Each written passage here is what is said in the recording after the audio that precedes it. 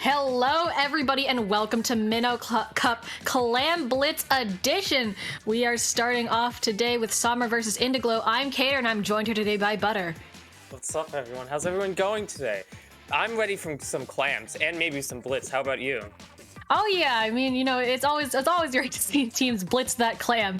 Like I said, we're gonna be starting off with these two teams. Summer I've definitely seen around. I've seen both of these teams around actually, so excited to see what both of them have to bring to this match here. We've got play all three for Swiss, so we're gonna be seeing all 9 of these matches as we are on for the first 3 sets of Swiss. We're gonna be starting off with I think we're starting off with Manta here, if I'm not mistaken, according to the map list.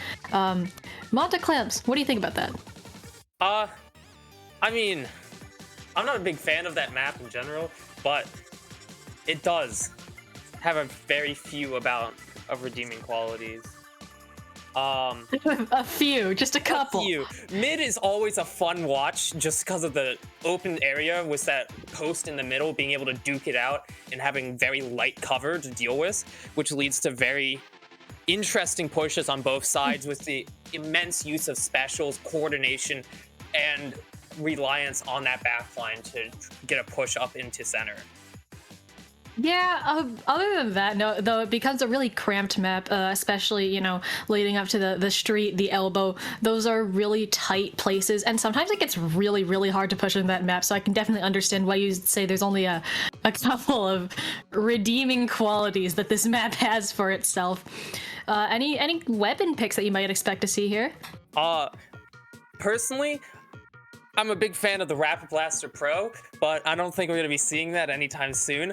We might be seeing a few Hydras come out of here, which if we do, that's going to be a very interesting pick, definitely to see where they're going to be coming from and if the other team will be able to deal with them.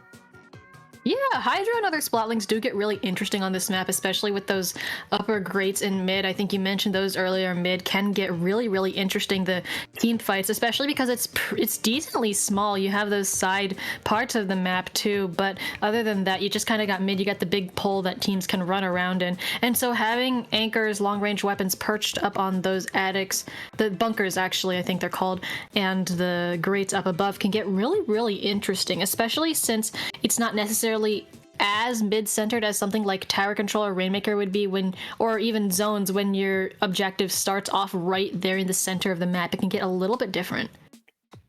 Definitely. But I'm hoping to personally see a tent. Tent is always an outstanding pick on this map. It's just the amount of positions that they can take and allowing them to take street extremely easily, especially if they're running camo with that hammer and the ink mines to hold down zones and call out where people are without even having to see them. A lot of aerial denial can be seen with that. Yeah, now that I think about it, I haven't necessarily seen Tent that many times on Manta, but it does seem like it would have a lot of potential, so don't know if we'll necessarily see that, because you don't see too many Tent players out there, not too common of a weapon, but it does get really, really exciting when you see that. We can look forward a little bit to the other maps that we will be seeing later on in the set. We've got Piranha and Snapper, both relatively common, Snapper a little bit more so, but both relatively common Clam Blitz maps that you'll see around Pit being just kind of just one line. Like, you know, you don't normally see Stingray weapons necessarily in Clam Blitz, but I feel like if you pull out a Seajet here, that is not an outrageous pick by any means. Definitely not. With the very long range and corridor based layout that Piranha Pit has, it's always it's a very common sight here. But along with that, very commonly buckets are ran, specifically tri-sloshes and such like that. But speaking of buckets and such as that, let's move on to our Manta Marina match. Yeah, and oh, you were right. There is the custom Hydra. And the 10. And the 10. You've got nice weapon intuition here.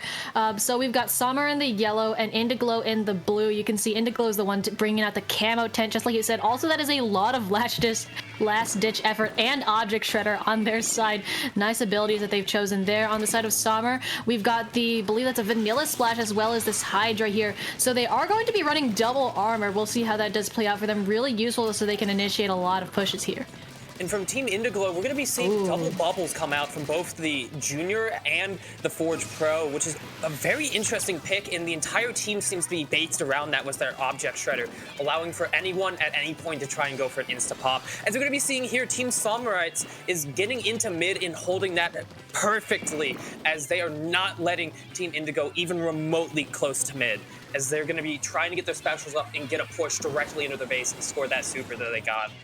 Yeah, they have the armor from the Junior. You just saw that K-Shot pop their missiles as well. Members of Indiglo trying to go into mid. That Forge not quite having too much luck. Those pushed back a little bit with those bubbles. Tent here, though, in mid has that stamp at the ready as well. And so the members of Summer are getting pushed back just a little bit, especially with that Hydra going down in the middle of popping armor. You can see that they're back in their street a little bit, so now they've taken the fight up a little bit higher here, trying to get that high ground. We've got an Inkjet coming out, missiles at the ready as well, and still has that armor. Tent all the way back here, though, and so as you can see, that control has really switched now, with Indiglo making their way further and further into the base of Summer, although with that Tent going down as well as that Forge, that might switch again, as well as Indigo not having a power clam, I believe, unless I'm seeing Indigo get the quad here. There we go. Their clams. That bubble by that Junior was immensely powerful, as you can see them with their insta-pop bubble technique right there. Junior in right now is popping off. You love to see it with quite literally popping Indigo off. going for even more clams. They're gonna get a super and bring it to 42 as the rest of their team is now coming off of spawn. Yeah, they did end up going 3 down from that, but I'd say that was worthy. Like you said, those bubble pops really just started off the entire push, and all of the members having Object Shredder. Like you said, they can pop those bubbles very, very quickly whenever they need to, so I love that they're basing their comp around that and enabling that for every member to be able to contribute to that. Meanwhile, we've got Summer here coming out with the Inkjet, looking for a pick, looking to put a little bit of pressure on this upper left-hand side. Not going to quite find anything. Gets a trade, unfortunately. Not quite what they were looking for, though. Tent is up here, and they're charging up their stamp. They don't currently have the armor because that NZAP did go down there, although they will be coming back, and the Juniors making their way towards Bubbles, so it looks like Indigo I think they're going to try and get that Hydra down, because right now the Hydra is exercising a lot of control over mid. You can see they have that power clamp as well, but the sheer amount of range and power that they have behind them makes them really, really valuable to the comp of Summer. But we've got this Junior coming in here with these bubbles, super powerful, as we've talked before,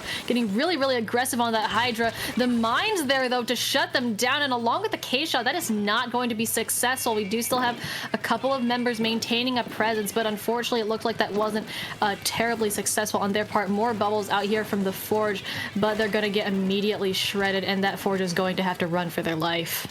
They may successfully get out. We're going to be seeing the Tent here trying to at least put pressure on either the Hydra or anyone left on Sommer so that they are pushing. That is an essential pick by the NZAP. They're taking out not only the ball, but the Hydra as they are allowing themselves to push in. That Tent is getting themselves into position. The NZAP's going to the base. Gonna be going down, though, which might be an essential pick on Team Sommer.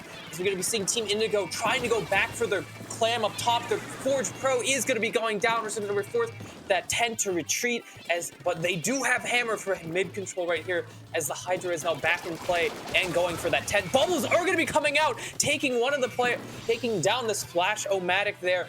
But unfortunately, the Junior themselves are going to be going down along with the Forge Pro, as balls or super clams are going to be starting to be made on Team Sommer as they're getting ready for their push. They have 40 seconds left on that clock. Missiles are going to be coming out, but we won't really see any advantage pushes on that. NZAP getting aggressive, taking out their Junior on Team Sommer, as the Tent is trying to get himself into position, as the Hammer is ready, but that Inkjet won't let them move. Forge Pro is going to be going down to that. The NZAP, the K-Shot is going to be going for that. Going to get stamped by the Hammer, as the Hammer is not going to be finding another target. 12 seconds is left on that clock. A push needs to happen for Sommer right here. Yes, they are so close. They have that power climb. They have 2 now, so they're gonna get overtime. What few seconds they can squeeze out of it right now. They need to get something done. Like you said, we've got 2 down on their side, 1 down on Indiglo. So Indiglo does have the person advantage right now. We have the Inkjet coming out, looking for a pick. 10 narrowly managing to avoid that. Power climb carrier goes down. We've got the Hydra here, trying to push in all on their own. Unfortunately, gonna get taken out, trying to go through cut unnoticed, but that is a full wipe, and that is going to be the end of our first game. So Indiglo does take that match, but not without a good fight from Sommer. As I said at the beginning, Indigo just dominated mid, not allowing anyone to push through that. That tent held down their position perfectly, with their junior allowing them to push in at any point that they wanted with the bubbles. The Forge Pro also had the bubbles, which allowed them to push in, and that NZEP was their really aggressive play, taking out a lot of the Hydra, taking out the Hydra a lot, especially when they got way too aggressive.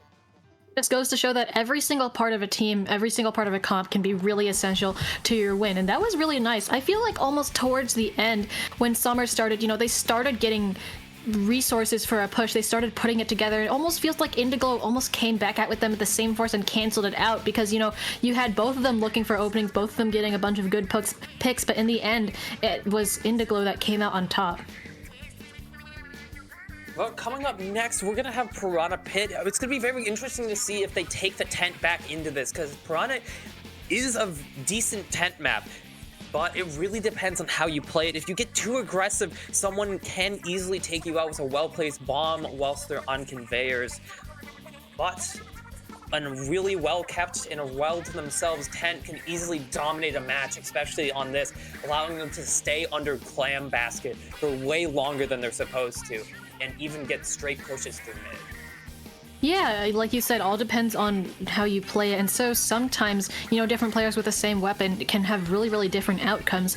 Don't know if they're going to keep that Hydra there. That range might be useful, but it also might be useful to switch to something with a little bit more mobility, maybe a Stingray like that CJ, or I've even seen Vanilla Heavy come out here and be quite useful, but we'll see in just a couple of seconds as we are loading into this next match almost right away. Looks like these teams know what they want. We are seeing the Hydra come out, double Junior and Orange Zap, while we're seeing the same double bubble comp out from Indiglo. So it looks like Summer has decided to go for that triple armor comp along with the end zap for the missile. So that is going to be a lot of paint, hopefully enabling that Hydra so that they have just so much area for themselves. But we'll see if Indiglo has the same opening that they did before, if they're able to lock down mid, especially against all of this paint and all of these bombs that are going to be coming out from Summer. As we're going to be seeing the first armor being pumped, another one's going to be coming up on both sides as Team Summer is looking for an opening, because they're really going to be needing that missiles for that opening, because as much as armor allows you to win fights, it really doesn't allow you to really get into a position held by an enemy. Team Indigo is using this to their advantage as they're just trying to keep them in their base, not allowing them to move up or get positional advantage. This tent here is doing an amazing job. Bubbles are going to be coming out as they are going to be finding themselves a pick on one of the juniors. That hammer is looking to go. As soon as that shield gets put out, we're going to be seeing that hammer. As we're going to be seeing armor armor coming out from Team Summer. Well, there's a lot of them. Oh yeah.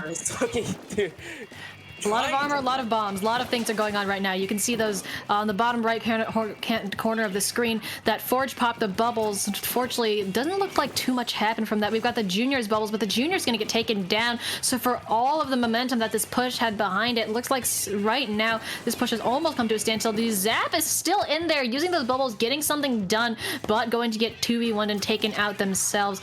That Power Clam looks it looks like it got saved, actually. And we do also have a power on the side of Summer. So right now we've really just got a cat fight in mid. Bubbles everywhere. Somehow we've already got bubbles again, and you can see that 10 here. Right now another one of the members, two now, have gone down on the side of Indiglo, one down on the side of Summer. That makes two. So 3 down on the side of Indiglo, meaning that the Junior, being the only one alive, looks like they're going to lose that Power Clam, unfortunately. As we're going to be seeing this Junior here try to push up directly into mid, is going to be finding that pick with that bomb, which is going to be very essential right there, which denies them from taking mid and allows Team Summer to get into that position, which allows that Hydra to move up and take more positional advantage than they should be allowed to normally. Because we're going to be seeing Team Indigo trying to bomb out the rest of the team here, as they know if they push that Hydra, they are most likely going to lose that fight. The Hydra is holding mid in an aggressive spot. Their charge is almost up, which is being seen by this NZAP here, who's going to try and go for them. The armor comes out in an essential time, taking out the NZAP right there, as Team Summer is seeing that positional advantage, taking the armor to go down on Team Indigo. Make that 3. Hammer comes out. Going to be finding no one. Seems to be teleporting around and is going to be going down. 51 points remain on that clock. That Junior is going to be jumping out. What an outstanding push from Sommer. An extremely fast push too. You get all those clams in the blink of an eye, and I mean, there was no extended follow-up, but sometimes that's really all you need. Don't even give the other time to react. And so right now, with a minute and 40 or so seconds remaining, it is up to Indiglo to rebound and get this push for themselves. You can already see with both of these bubbles, and they have a lot of control. That's 3 down again on the side of Sommer, gonna give them a real opportunity here, passing clams to each other, trying to make a power before the members of Sommer come back. Doesn't look like they quite have it, but now they do. The jump in going to open the barrier, and you can see that they're trying to keep it open with the smaller clams as they don't have a huge immediate push. But we have 2 down on the side of Sommer, and we still have a lot of the members of Indiglo making and maintaining a presence around this basket, but that timer is almost up. So with 1 minute left, that push ends at 65, which, while good, just isn't quite there. So they are going to need another push, and they're likely going to need a couple of power clams if they want to do it right. They have not gone down, though, even with that push ending. And so already we have another power clam, and this tent here with a stamp, even though it's a 2v2 situation, they still have a very, very real chance at making this happen. Although the clam basket did end a while ago, the push didn't. Now the push has officially ended. With 30 seconds left on that clock, something needs to happen here. That tent is looking for their opening with that hammer. It is going to be coming out, finding the end zap as they still have it open, trying to throw it. Going to be missing both people, but are going to be displacing them very slightly. The Forge Pro is going to be going down to that Hydra as the tent knows that it's desperation time and tries to pick off the Hydra. 2 people come from behind them and take them out with 9 seconds left on that clock. Something needs to happen here. The bubble combo comes out, taking one of the end zaps down. Junior's down, but that is not enough. Overtime gets enacted as we see that last ball trying desperately to go for it. They are somehow dodging everything and get into the 1v1 down at the bottom. Gonna be taking out the end zap as that is distracting the rest of the team on Team Sommer, as hopefully the rest of the Team Indigo come from behind and score that class. We will be seeing the score. The super jump comes in, and we will be seeing the overtime flip. That was so impressive. That's, overtime pushes like that get really scrappy really fast. And like you could see, somehow that clam carrier managed to dodge all of the shots that were coming their way. They saw the rail, they took it. They went all the way down, won a 1v1 before getting taken out. A member of their team got another pick, was able to pick that up, and another teammate scored a power clam, which we weren't quite able to see, but that did happen. And then the super jump in with that last power took the lead in overtime, and that was about you only get about 20 seconds in Clam Blitz overtime, so that is very, very, very impressive. You can definitely tell that NZAP down there was definitely calling out to the rest of the team to try and take this guy, the ball carrier, out, and little did they know that the other team was already trying to make another ball and use that distraction to score that clams. Yeah, sometimes misdirection, while not necessarily always intentional, can be really, really effective in misleading your opponent's, awareness, their attention, so that you can pull off something like that. With that, we're going to have our third and final match on Snapper Canal Clams. Very, very common map. This one, I see it all the time, everywhere in comp. It's very likely that both of these teams already have a lot of experience on it. Definitely. It's a very open map with a lot of angles to try and take the basket at, which is definitely why a lot of people like this map. Yeah, I can definitely understand that. All backlines are welcome here, which can range from X-Splashers to your classic Splatlings to your Chargers to even the unconventional stuff such as your Rapid Blasters and such stuff like that. It's all open to every weapon, which is why this map is so good on this mode. Oh yeah, no, it's not every day you see something like, hey, everyone has a chance here. Like you said, those anchor weapons have perches. A lot of rushdown weapons have the area, have the slopes and the corners that they can take advantage of. It's kind of like Mako in a sense, where everybody has a place here, and especially in Clam Blitz, when a lot of these fights tend to be very spread around the map, that really has an opportunity to make a difference. I'm not expecting too much of a change in the comp of Indiglo, especially because sticking with all of those bubbles that has been working really, really well for them. And I don't expect necessarily that Hydra to change. Like you said, Splatlinks can do really well here, but I do wonder what the rest of Summer will do, because we saw them flip to that triple armor comp.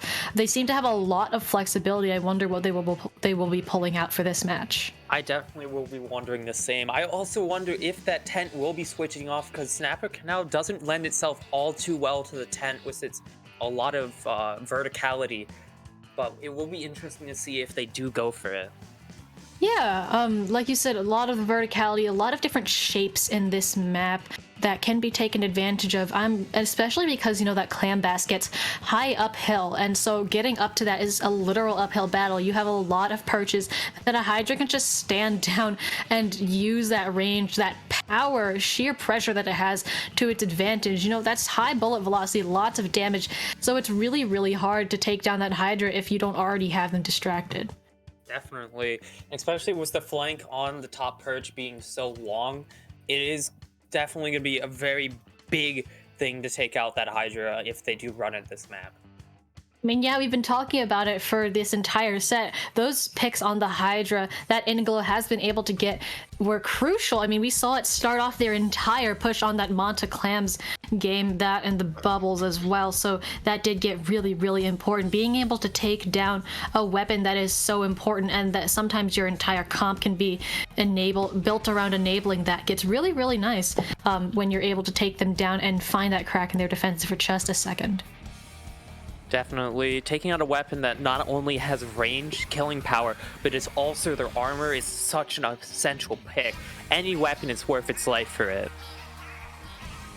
All right. Yeah, like you said, sometimes, you know, I've seen comps that are based around enabling weapons. I wouldn't necessarily say that where they are enabling just the Hydra here, but still, you know, sometimes you can enable, say, a weapon that can't paint for itself, like your Carbon or your Nautilus, and that does get really, really interesting to see.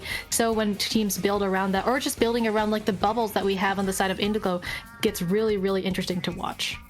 Definitely, especially since Indigo is so adamant on their bubble usage. You can see that NZAP in June, well, the Forge Pro and the Kenza Jr. just popping off with their bubbles, getting triple kills, double kills, even quads if they feel like it. Positioning their bubbles really well, especially getting used to that the bomb combo to insta pop it, or using other people's bombs around them to instantly pop them in great positions. All right, looks like we won't be seeing our third match due to a little bit of a technical difficulty here. That third match is going to go to Sommer, so we're going to end this set 1-2 2-1 in favor of Indiglo. We're going to be right back for just a couple of minutes, and then we'll be right. Okay, sorry, we'll be taking a break for just a couple of minutes, and we'll be right back at you guys with round 2. Do stay tuned.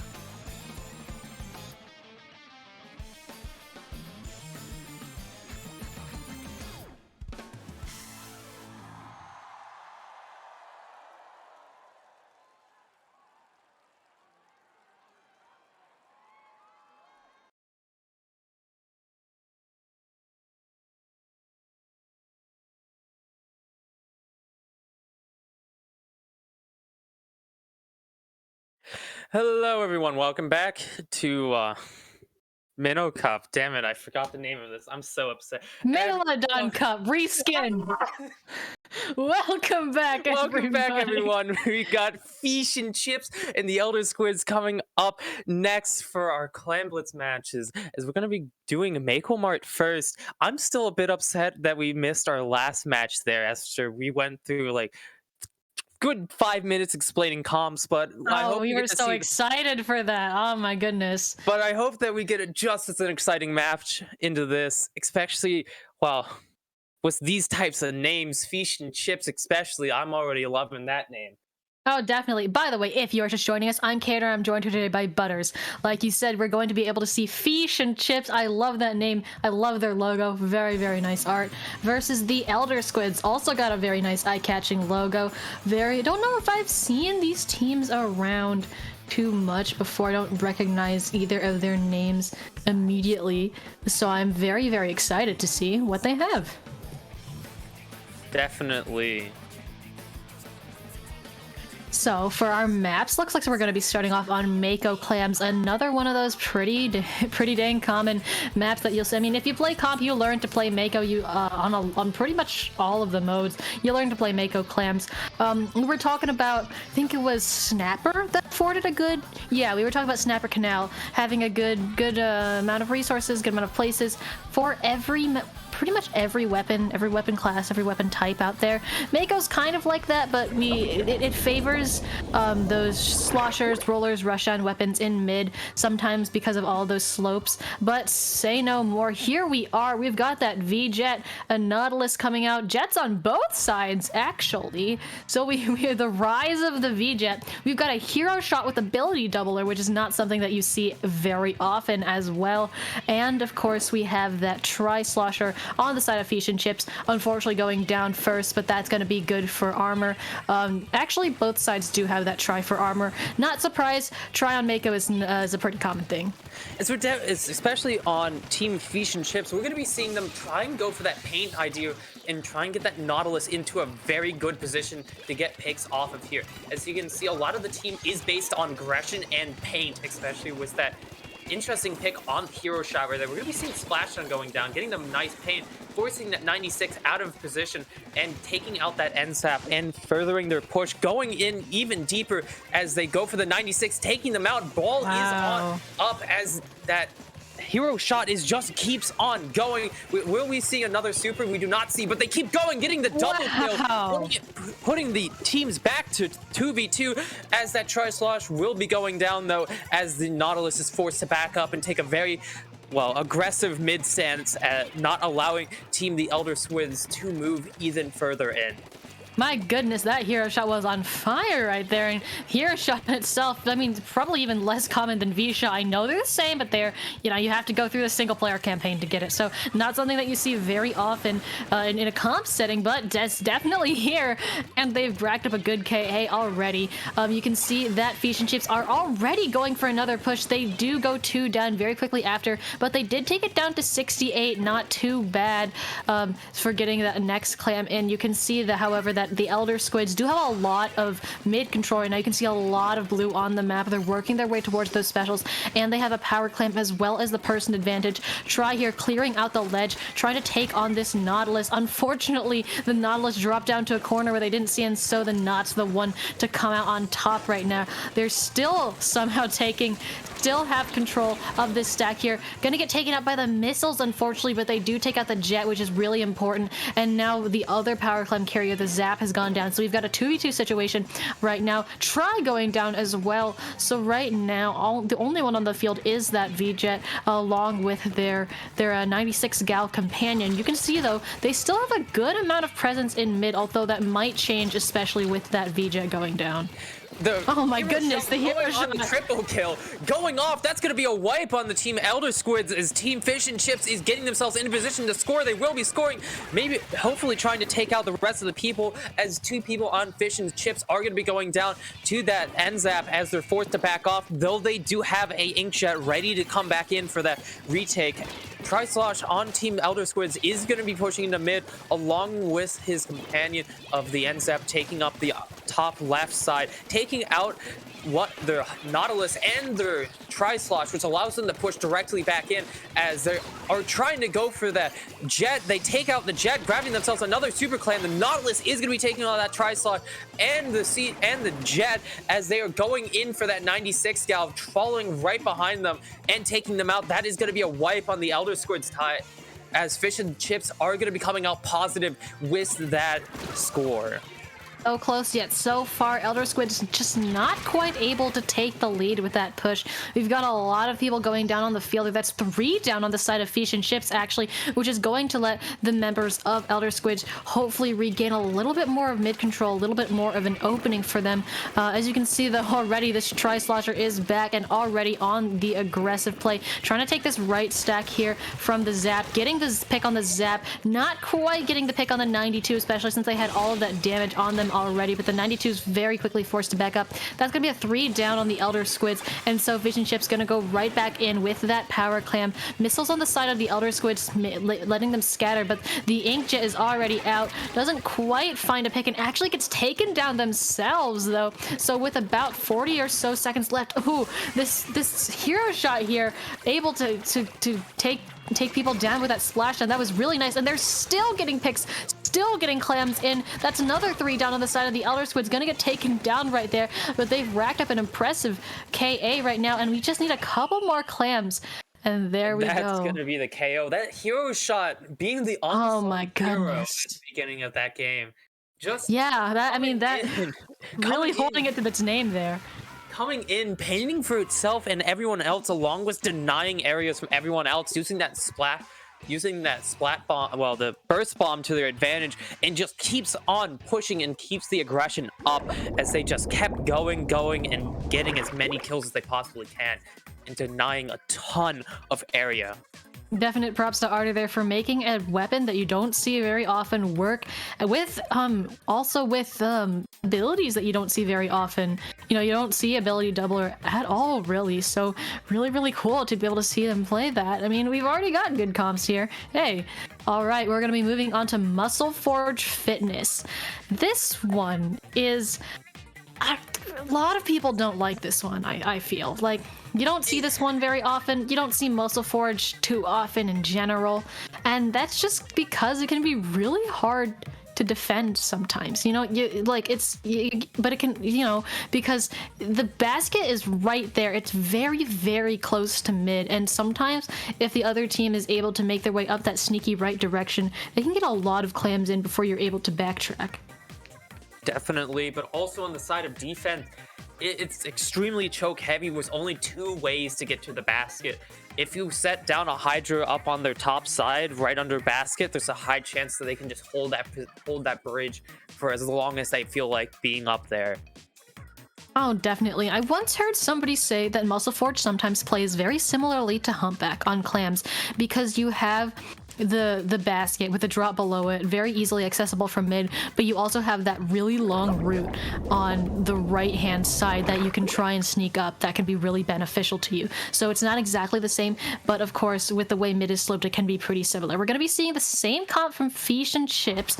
We've still got that hero shot, very excited to see that come out again. On the side of the Elder Squids, we're going to be seeing that Forge Pro come out. Don't know if we saw that, don't quite remember if we saw that in the first game. Not. But we are going to be seeing that Object Shredder as well, so we're going to be seeing those bubbles. Not as many as the previous set, but we will be seeing bubbles, and those will be really useful for extending the length of your pushes, getting across that the Great Bridge as well. Along with that, we're going to be seeing the Tri-Slash switch over to the Nouveau version, which is a lot more aggressive with its rain, well, a lot less aggressive with its rain and bombs, allowing them to take a lot further angles than what's normally allowed with default Tri-Slosh. With Team Fish and Chips taking mid control very quickly with that hero shot, looking to get some picks. They're going to be pushing into their bottom area. Inkjet is going to be coming out, somehow missing the direct on that, and continuing to hold off aggressive pushes right here. The splash is going to be taking out the person up on snipe, which is going to be essential for their push into mid, into their base. The Jet is going to be going down on Team Fish and Chip, which is going to be of extreme detriment to them, along with their Tri-Slash with their armor going down. Team Elder Squids is getting themselves into position to push directly in the mid.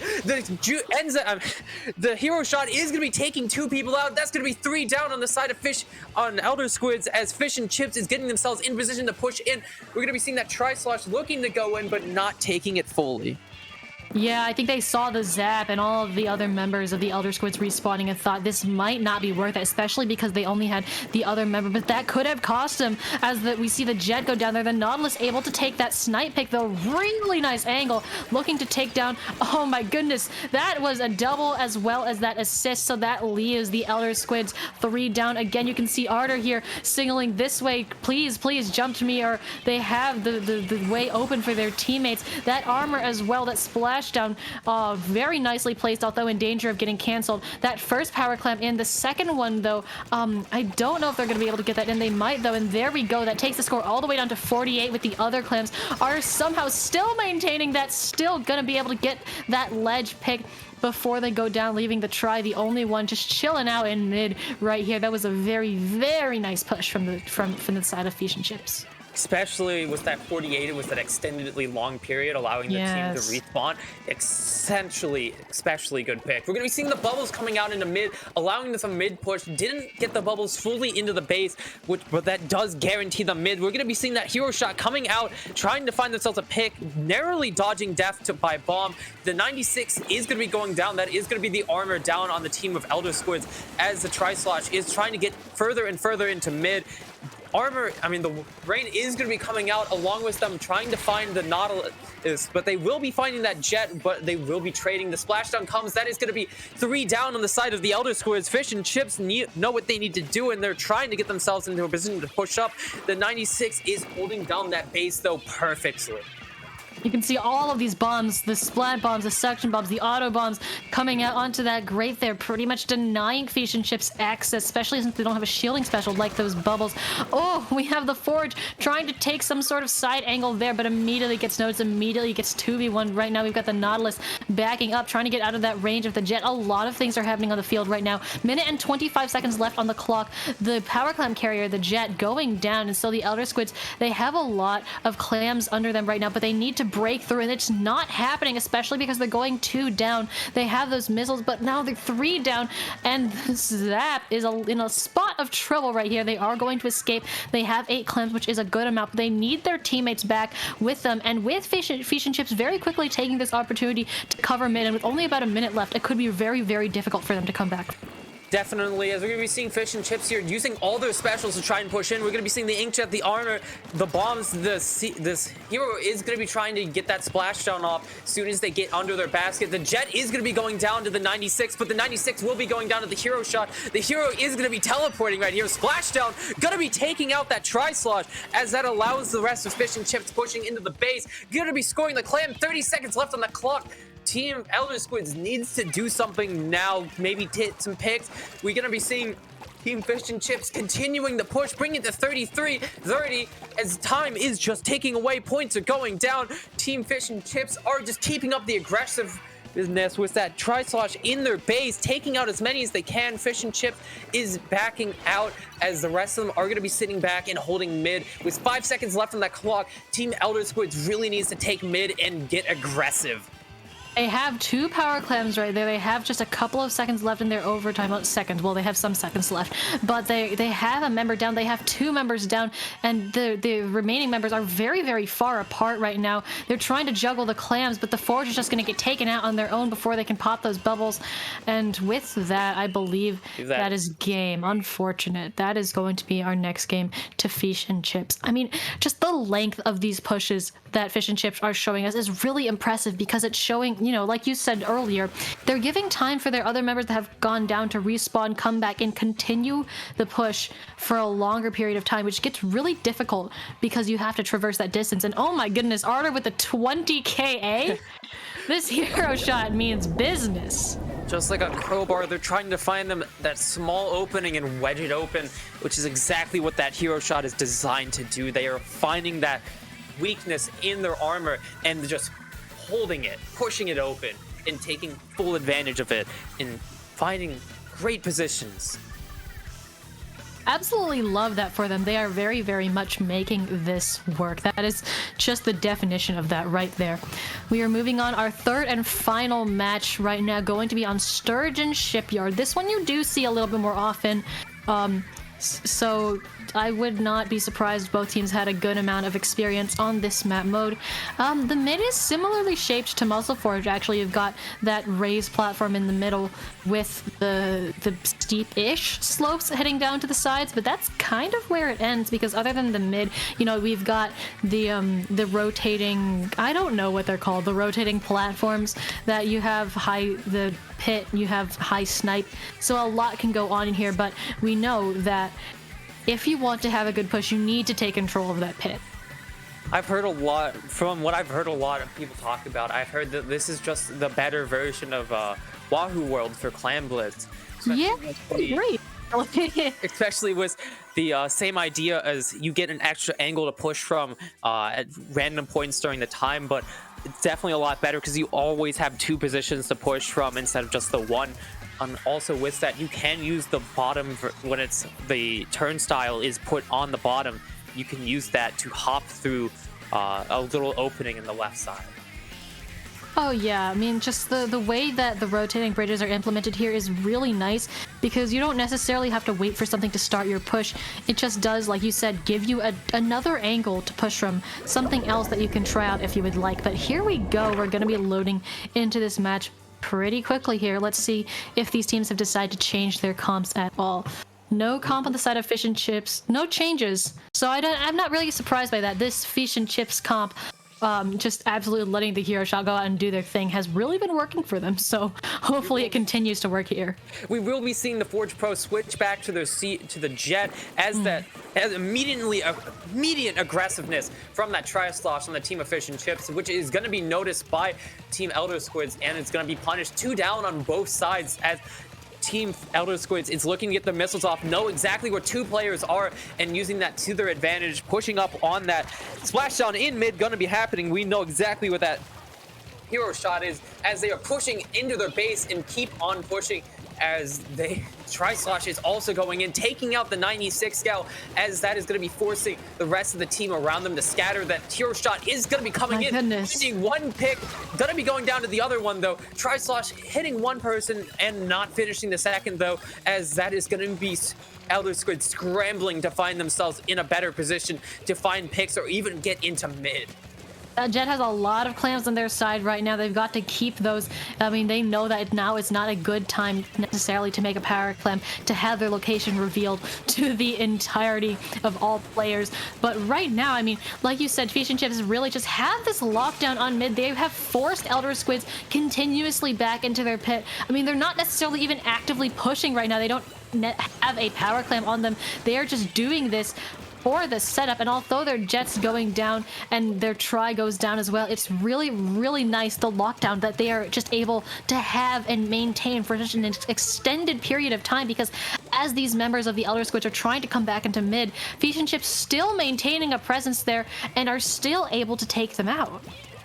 As we're going to be seeing Fish and Chips, even though they go 2 down, are still extremely aggressive on their mid push, as hopefully this NZAP right here has saw that hero shot and is going to be calling out, because the hero shot is looking to get extremely aggressive here, as they are just going to be going for it. They notice their kill, going to be going for it. Not going to be finishing it though. They are going to be using their splashdown to get into better position, as the rest of their team is going to be trying to go for clams. That Tri-Slosh is going to be seeing them going to be going down to the other Tri-Slosh. 2 are down on the side of Elder Squid. Make that 3, as clams aren't just going everywhere. They are looking to make that super clam right here and right now. Inkjet comes out. Super clams are being passed. The super goes into the basket. That's going to be our first score at 2 minutes and 30 seconds on the clock. We're going to be seeing Fish and Chips still going aggressive. Though they are 2 down, they are not afraid to die for clams. Gonna be throwing 3 clams into that basket. The Tri-Slosh still ain't having it, teleporting into the void, as that is gonna be 2 down on the side of Fish and Chips, as they are coming back off the spawn, using their positional advantage to push back into mid for free. Yeah, I think that try went into squid form on the grates, or octopus form, I guess I should say. Which, unfortunate, though a very understandable mistake. It's kind of funny when that gets caught on stream. Right now, we finally have Elder Squids in a position in mid. Looks like they're going for a push here. Although they are 2 down, they're gonna be able to get that in.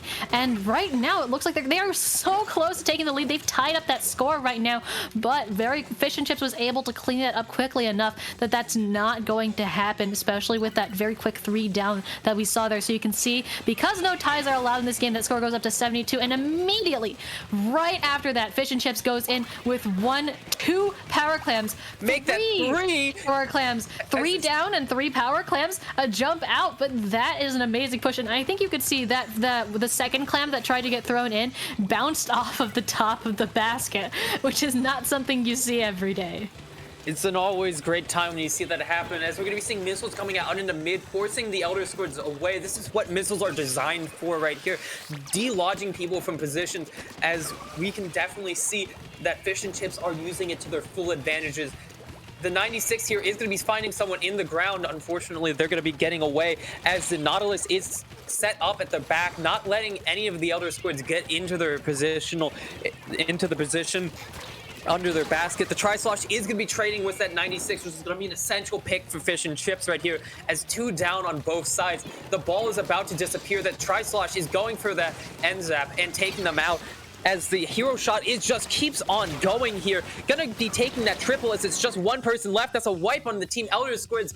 That's 18 seconds left on the clock. They do have a pity, which will give them overtime, but they need to make an extra push right here. There is a lot of points that they need in very little time to get that.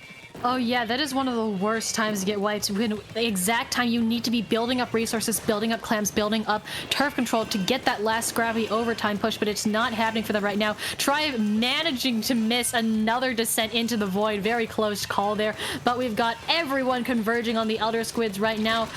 Just all of this is happening in their own pit. They're just not able to escape. This try here, Alpha Male, very fitting of a name, and this power clam gonna go in to mark the end of the game, whether they like it or not. It didn't even go in. The overtime ran out, but it would have been game either way.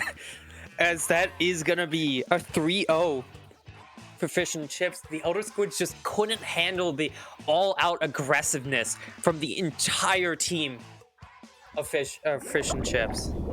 Fish and Chips, a very good name for a very good set. Very nice job to both of these. Like you said, just the amount of control and lockdown that they were able to maintain throughout this entire set pretty much was admirable. I mean, you know, sometimes they say, what is it, the best defense is a good offense, and that is a good illustration of that principle right there.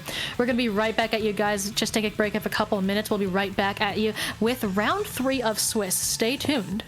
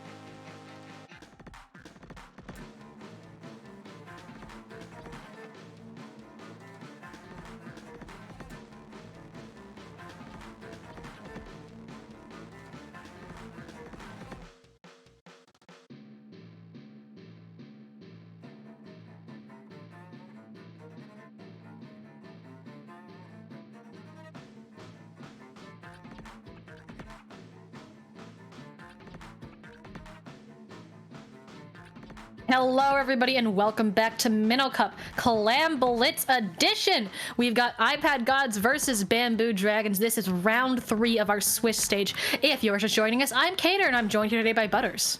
What's up, everyone? We're back at it again. I'm gonna be very disappointed if we do not see any bamboo on Bamboo Dragons. We never see it. I will also be disappointed if we do not see any dragons. Yes, I was going to say if there's no bamboo, there had better be dragons. You know, you can't not have your name. You gotta live up to your name.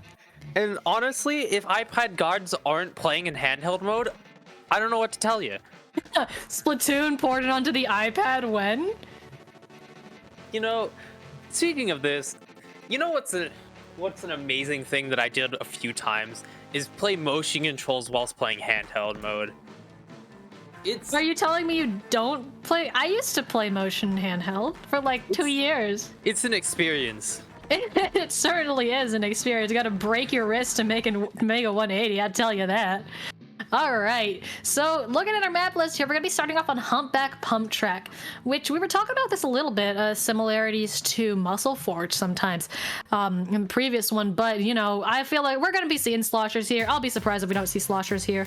I will also be surprised. And looking a tad bit ahead, it's also really funny that last time we were talking about Wahoo World, because it's also on the map list right now.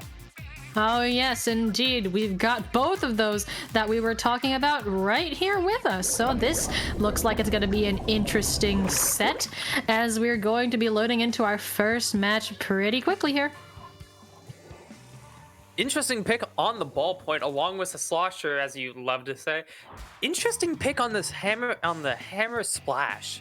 You don't really see that very often, but I guess you can see it coming out in here right now, as we are going to be seeing Team Bamboo Dragons without the bamboo. I'm very upset there isn't any dragons either. We're gonna have a talk after this, as we're going to be seeing them push directly into mid and holding that strong. Bubbles are going to be coming out from that junior as they try to go for that bomb combo, as that ends, as the 52 gal narrowly avoids both of them, taking them out.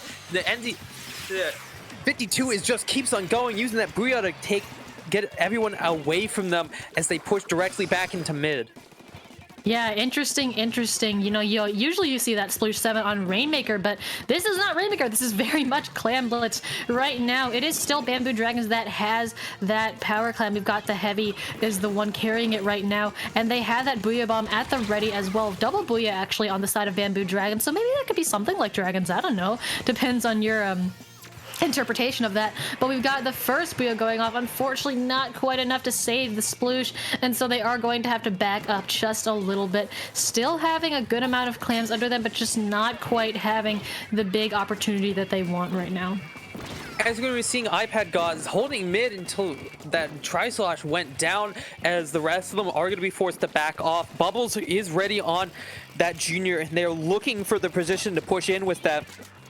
The ballpoint is using their range and mobility advantage to try and take that out. Hammer is going to be coming out, taking out the ballpoint as they just keep on going. 3 go down as the junior is coming off a spawn. Ball goes into basket as Bamboo Dragons now have points on the board, but they don't seem to be able to follow that up with much.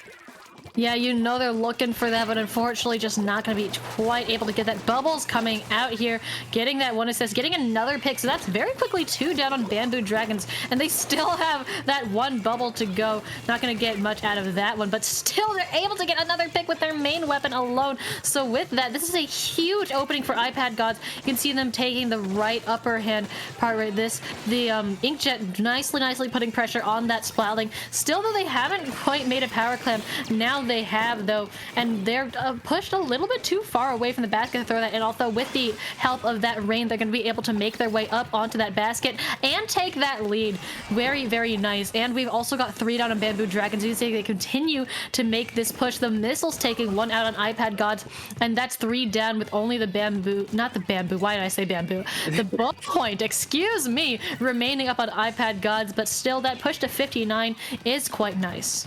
as we're going to be seeing the rest of Bamboo Gods trying to push into mid, getting their specials ready to push in. Booyah Bomb is going off as they are going to be shooting it, taking 3 down on iPad Gods. This is the opening that Team Bamboo is looking for. We're going to be seeing the ball scored in the basket as they do have Clams getting another super into there, grabbing themselves the lead, and they're just going to keep on pushing. This is already an outstanding push. Let's see if they can make it even a better one. It doesn't really seem like they can, as most of the team goes down. The 52 with no fear in their eyes, full send straight into the enemy team, getting 3 Clams into the basket as the rest of iPad Gods are pushing directly back in the mid and taking positional advantages here. You know, sometimes when you're 52, you gotta do what you gotta do, and that is the name of the game with that weapon. So that puts Bamboo Dragons nice and square in that lead. We've got the Inkjet, nice pick underneath them. The bubbles coming out underneath the basket. The rain, all of these specials getting popped on the side of iPad Gods, doing their best. All of these Clams are going in right now, taking that to 26, and the lead by just 1 Clam, and with 1 minute remaining. We got the Power Clam jump coming in. Are they gonna make it? They do make it, taking that all the way down to 3. All we need is 1 more Clam, and right there, flip right back. That is going to be the win. Very, very nicely played. Very nicely played. Definitely a very distinct humpback pump track moment right there, as it was just a back and forth constantly, as the setup time for both teams is very hard on their take back. Indeed, a humpback pump track moment. And look at that octo shot with 17 KA. That is quite impressive. Definitely. As we're going on to Wahoo World, a lot of people don't really like this map in mode combo. I kind of fall in the same boat. The underneath is a bit too underneath for a lot of people to like it, and with the bridge being only open for so long, it really makes pushes extremely hard on this map. It's going to be very interesting to see if a team tries to pull out a tent in this. If there is a person on Bamboo Dragons to use a bamboo, this would be the time. Oh, definitely. Pushing here can get quite annoying, especially when you have a great opportunity, but you just, you can't because the bridge isn't open, and that just gets to be a real pain. So like you said, I mean, sometimes you just don't want to play here, but you gotta play here, unfortunately. Wahoo World is just like that sometimes. And that underneath, while it can be very, very underneath, it can also open up more ways of movement and possible a little bit of a sneaky flank. You can go under there, you can hop back up on the opposite side of mid if you would like to. So it can get really interesting. Definitely. It's going to be very interesting to see if they pull out the junior again, the Kenzo Junior again. It's been very interesting to see a lot of people opting for the Kenzo Junior with its insta-pop bubble technique and with the really large bubbles. Yeah, I mean, the bubbles can really work. I mean, we're in Clam Blitz after all. I'm not surprised at the high amount of bubbles that we've been seeing out and about through all 3 of these sets. It's a very, very useful special, especially just for hiding, for insta-pop, for tanking that damage as you're throwing in those clams. So here we go. We've got a tent coming out. Kenza Pro, the Sploosh 7 is back. We got ball points on both sides. What is happening here? Oh my goodness, that's a lot of swim speed on the side of Bamboo Dragons. And of course, so we've got that vanilla tent actually instead of the camo tent that we saw in previous sets, as well as that combination with that Kenza Pro. So we might see a lot of damage. Already you can see the tent shield is going to come in a lot of handy for coming into mid here. Definitely, as we're going to be seeing this tent here trying to find their positional advantage as they're taking underneath, going for that kill right there, as 3 go down on Bamboo Dragons, leaving just the ball point there as they are going to be going down. There are a lot of Clams on Team iPad Gods, but not enough to make a super, and not soon enough. Inkjet comes out from this T-Tech right here, or the Octo Shot, as the ball does go in. We will be seeing Clams being scored. The Octo Shot will be able to land, but will be tamped by that ball point, as Clams are going to be going in, bringing it down to 65, a very hefty amount to bring it down to, as we will be seeing the rest of Team Bamboo Dragons pushing in, especially using all their specials right here. Missiles coming up, Booyah coming out, though the 52 gal is going to be ran over by the tent shield. It's a funny moment when you see it happen, especially on stream. Oh, definitely. Sometimes, you just can't handle the pressure. You get squished. It is unfortunate, but it will happen, and when it gets caught on stream, it's just all the more funnier. And so with that, we return our attention to what is currently happening in mid, which is a lot of what is currently happening in mid. We got Bamboo Dragons currently 1 down, 1 respawning, but they have that power clam. The bridges are going out right now, so we've got iPad Gods taking advantage of that, pushing way forward with this. They don't even necessarily need that power clam on them right now there, but this tent has to jump around and dodge all of these autobombs that are being chucked at them relentlessly by the orange ends up that stamp getting canceled, unfortunately. So, but oh my goodness, We see the sneaky push on the side of Bamboo Dragons. The sneaky from that K-52. Oh my goodness, they made it all the way over there just to throw in that clam. They're this waiting for some jumps. I don't think they're going to be able to get any follow-up. They have the beacon over there. That beacon, I don't know how the ballpoint got all the way over there, but that is impressive. The ballpoint is moving away from everyone in their team, including making it to the basket. Speaking of making it to the basket, iPad Gods are going to be scoring again and continue that score. That Octo Shot is just going to keep throwing more and more clams in that basket, bringing it down to a nice easy 50. But the Super Clam is going to be coming in, scoring it, bringing it back down to 30 clam. What an immensely good push. Let's see if we can make it even better here. The missiles coming out from Bamboo Dragons, forcing the rest of iPad Gods to back up. No longer a nice even number, but 27 is a very, very nice place to be, especially with 2 minutes left. iPad God's in a nice situation right now. Bamboo Dragons 3 down as well. Oh, that is unfortunate right there. Just so much going on right underneath their basket. And already we've got another power clam running in as that tent sucks up so much of the resources on the side of Bamboo Dragons. See that power clam unfortunately getting a little bit abandoned there. We've got that, that inkjet finding a pick as well, throwing in all those clams, getting it all the way down to 10. They are looking for this KO right now. Not gonna get it as they do get fully wiped, but 10, very, very high bar to clear. It's a really good push on the team of iPad Gods, as Team Bamboo Dragons desperately needs to get something on the board right now. As though they do have 71 clam points remaining, they are nothing compared to that 10. Something definitely needs to happen here. The 50 gal needs to do something here. Pushing into their base, getting them positional advantage. The thing is down. This is optimal push position right here. We see them going in. One of them scores, the other one scores. We're going to be bringing it down to 45 points, but Team Bamboo Dragons needs to keep on scoring here. Bring it down to 24, though it is immensely good, is not enough in this scenario. As 50 seconds is left on that clock, Dragons need to get themselves into better positions. 12 points is even amazing push, but they still did not take lead off of that. With 40 seconds left on the clock, Bamboo Dragons desperately needs to get themselves a super clam up. They needed one more clam and they did not get that. So now with 30 seconds left, they have that power clam. They need overtime. They need to make this push work, and they have 36 penalty points. So if they have a second power clam, they're going to be able to make that happen. But all of this is coming at them right now. The inkjet, the tent shield. Oh, that ballpoint's going down, which is not what you want to see. There, 2 down now. K-Gal just running right at them, managing to get a trade. But oh, this resource, the zap caught out on their own. The sploosh is on their own. So many things are happening right now. That ballpoint respawn, but just not going to be enough. And with that power clam in, that's going to spell the end of the game. iPad God just keeping the aggression up, using their tent to their advantage, blocking all their shots and dying if they need to. Immensely good pushes here from the team of iPad Gods and Bamboo Dragons. It just so happens that iPad Gods got one more clam in than the other team. Yes, a valiant push, but just not so close yet. So far, it is very, very unfortunate. You hate to see something like that happen. Next up, we got Inkblot Art Academy. We do indeed. I personally don't like this map and mode.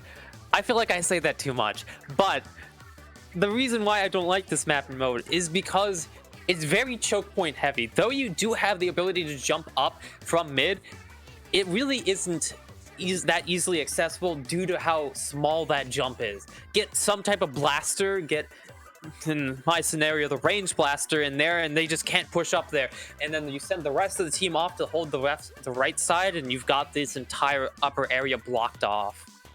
Yeah, sometimes it does end up being like that. It can get really, really difficult, like you said, because you need to have lockdown control pretty much of that plat area. That gets really important. And if you don't have that, like you said, even if you have access to that little jump, the other team, it will just push you right out of that plat area. So it just does not work out sometimes, and it gets really, really difficult. Definitely. With the mid being as open as it is, this leads to a lot of varied play from backlines. But with all the tight corners and side areas, it does lend itself really well to buckets and your end zaps, K shots, and other such. Yeah, definitely. I will say I love seeing anchors and other long-range weapons take advantage of those stacks that are in mid, because they can get really, really important to play.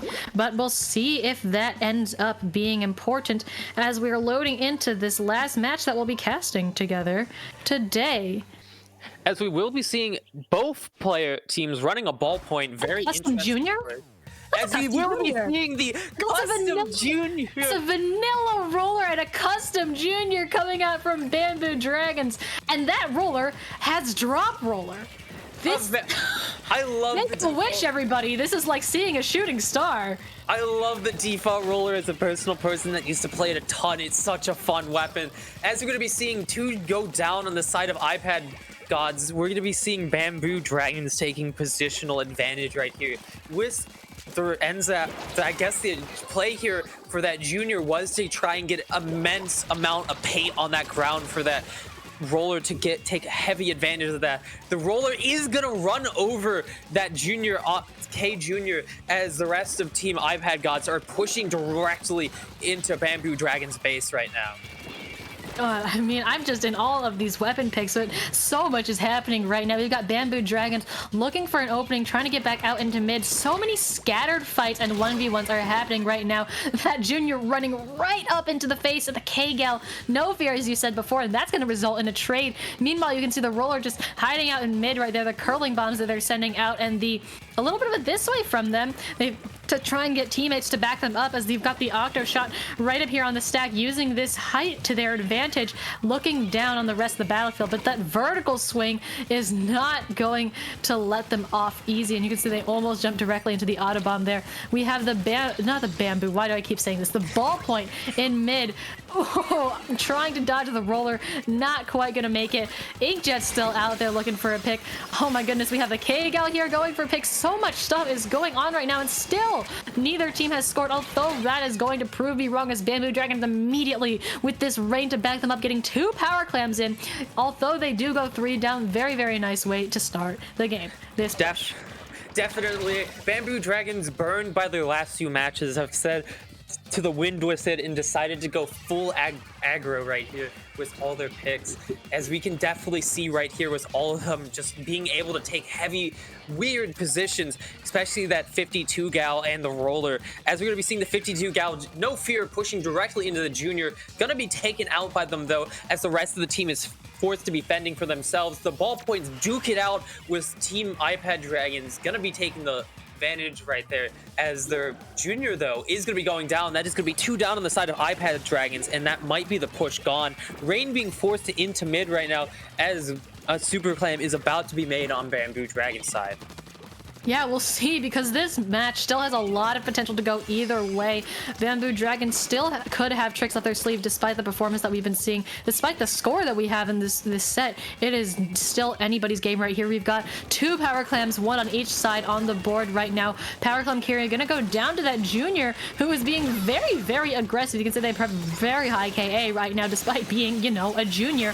Meanwhile, we've got the Inkjet going down, this Booyah Bomb coming out from the K-Gal. They're gonna toss that back to their teammates so they can collect all of these clams, a wealth of little clams that have been dropped for them right there.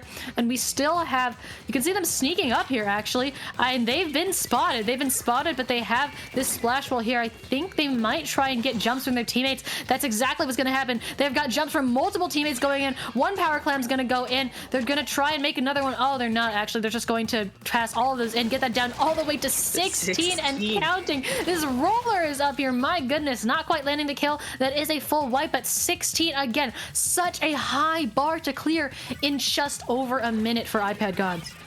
Definitely. As we're going to be seeing the rest of iPad Gods trying to desperately take positions in mid, as they currently are doing a very good job at doing so, as a team of Bamboo Dragons has just knows the fact that they've got 1 minute on that clock and all they have to do is hold strong. They've got an immensely powerful lead, and anything short of a KO probably won't do it for Team Bamboo, for Team iPad Gods. But they will be getting the wipe here, which allows them to score the 30 clams that they have right now, with bringing it down to 48 and about to bring it down to 25. That still is an immense amount of score, but isn't enough. The super clam is going to be jumped in, and that is going to be a literal 100-0 KO in one push. 100-0. Just this last portion of the game, you are hanging on by a thread there, and that is the set. They pulled that through. iPad Gods had enough of playing around and decided that the game should end. They decide that is it. This is the end of the game. We are taking this set 3-0, and they took that home. No 2-1s in this house. That's a 3-0 for y'all. I seem to have. Wow. It seems that whenever me and Cheddar decide to commentate together, it's always 3-0s. Wow. I mean, these ends to the sets that we have are absolutely incredible. Both of these teams, an amazing performance. Yes, and that is going to be the last set that we cast together. Butters and I will be handing off the mic to Nox and Omni, who are both amazing casters. So yes, thank you, Butters, for commentating with me. Thank you to our wonderful streamer, Jub. It was a pleasure to work with you both. Right before we sign off, Butters, where can the wonderful people in the audience find you on the internet? Well, you can either find me at my Twitter at butterminer1235, or you can catch me live every Sunday at 8 o'clock EST at my Twitch, butterminer1245. Nice. You can find me on Twitter at Cater_, where I talk about the other things I cast and I post art. I'll be on for Off the Dial later today, so you can catch me over there. With that, we'll be right back at you guys with round 4 in just a couple of minutes. Stay tuned.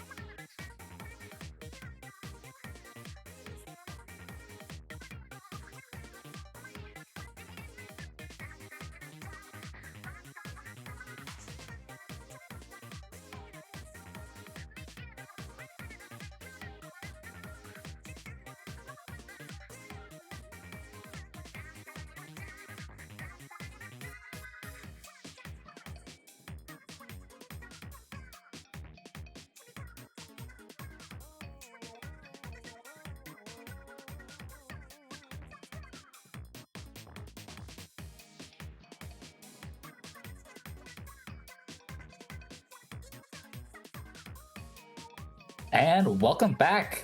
I'm OmniFate on the mic here with. Knox, Rick, Knox. And we're here for a Swiss round 4 with our next matchup, Ocean 7 versus Outcast Ninjas. So both these teams been around the block. I think we've seen a couple Launch Point Draft Cup teams on the stream today, but both these teams, established teams, are going to have good synergy. They're going to have really great pushes, I would imagine. We've got on the docket today Anchovy Games, Black Belly Skate Park, and Mako Mart. What do you think of those maps, Knox? They should be pretty interesting. Ancho Games is such a unique Clam Blitz map. I find it like the push through right side is just, if you can get it off, it's quick. On the other hand, if they have anyone just throwing bombs there, they can keep you out of there pretty easily if they're careful. And fans, like, it's such a hard map to get a push started on, you know? It's definitely a map where it feels like when you get a push started, it feels really great, but like grinding through on that right side, as you say, like there's going to be a bunch of bombs there and they're going to know you want to push through there. And so that kind of war of attrition, we'll see which team it favors here. Talk briefly about... And getting through fan on that map is also a nightmare. Oh, absolutely. Black Belly Skate Park, another map where there's a pretty straightforward path where you can just rain bombs from above. You can have a lot of crossfire getting into that goal. That said, there's a lot of weird angles on that map because of all the curvature. Absolutely. The thing with both Ancho and Black Belly, I would say, is you really need picks before you can push in. You can't just get away with a sneaky little push on either of those maps. Absolutely. As we're going to go ahead and load into our first game here on Anchovy Games, I'm expecting at least one K shot from each team. We'll see what we get, though. Oh, not quite. Well, I mean, foil squeezer. Oh yeah, foil squeeze is basically a K shot. Right. Okay. We got 2 missiles. I'll give myself credit for that one as we get into the game here. Some pretty standard looking comps here from both teams, and we'll see that fan control, as you said, going to be so important. Yeah, there's going to be way slower armors on the side of Ocean 7, though, with that try instead of a traditional junior zap. The K-Pro's already pushing up on the side of Outcast Ninjas, just really pushing into this foil Flingza here, really trying to make an opening for them to get in early and fast. And they do have enough clams that they could maybe make it work, but they go down to that Flingza and they are 2 down. They're 2 down, as you said. That was just the foil Flingza there. Had to hold their ground on that right area. Fortunately, Inkjet not going to get too much value here. As you said, the fan and both this right side push can be very important. Going to be a little bit difficult for both these teams to get through. I will say I do love seeing a Charger come out on this map. I think Charger is so good at both watching fan and that side push that it's just better here than it is a lot of places, especially because VDS can't spam missiles the way a lot of missile weapons can. Absolutely, and the Charger looking at that right side, the bomb rush gonna force back the try. However, here comes the shark. The Tri-Slosher gonna try to find some value. They're not quite gonna be able to get anything. They are able to get out though. Both teams not playing too hyphy, taking their time, not taking too many risks here. I do love to see the Inkjet coming out on this map, especially with what you can get away with on fan here. And now the armor's out. Let's see what they choose to do with this. A lot of specials utilized here from Ocean 7. Unfortunately, they're gonna go 1 for 1 for that. The ball's kind of stuck in front of the basket here. It is, but they might be able to get this in, and they should... Oh, not quite. Not so quite. Close. But they do manage to get this power in, although they do go 3 down in the process and can't really continue the push. A push to 80, not the best start. You really want to see it around 60 on that opening push. Outcast A very scrappy push there for the first one for Ocean 7. Obviously, striking first. Not always the best thing for Clam Blitz. You're giving your opponents another free ball to work with. Although Outcast Ninjas is 2 down already, and that Charger is watching that power Clam. Not going to be able to get away with any funny business. The Charger's watching there. Here comes the Toxic Mist. The Splash going to be able to pick up the kill there. And all of a sudden, it looks like Ocean 7 kind of amassing Clams on this right side, looking for potentially a push. A little bit of a... Trying to build the power here. There. Pushing in through right, waiting to build the power until they were ready to push, but not quite able to get in with it. Having to back off and wait a minute.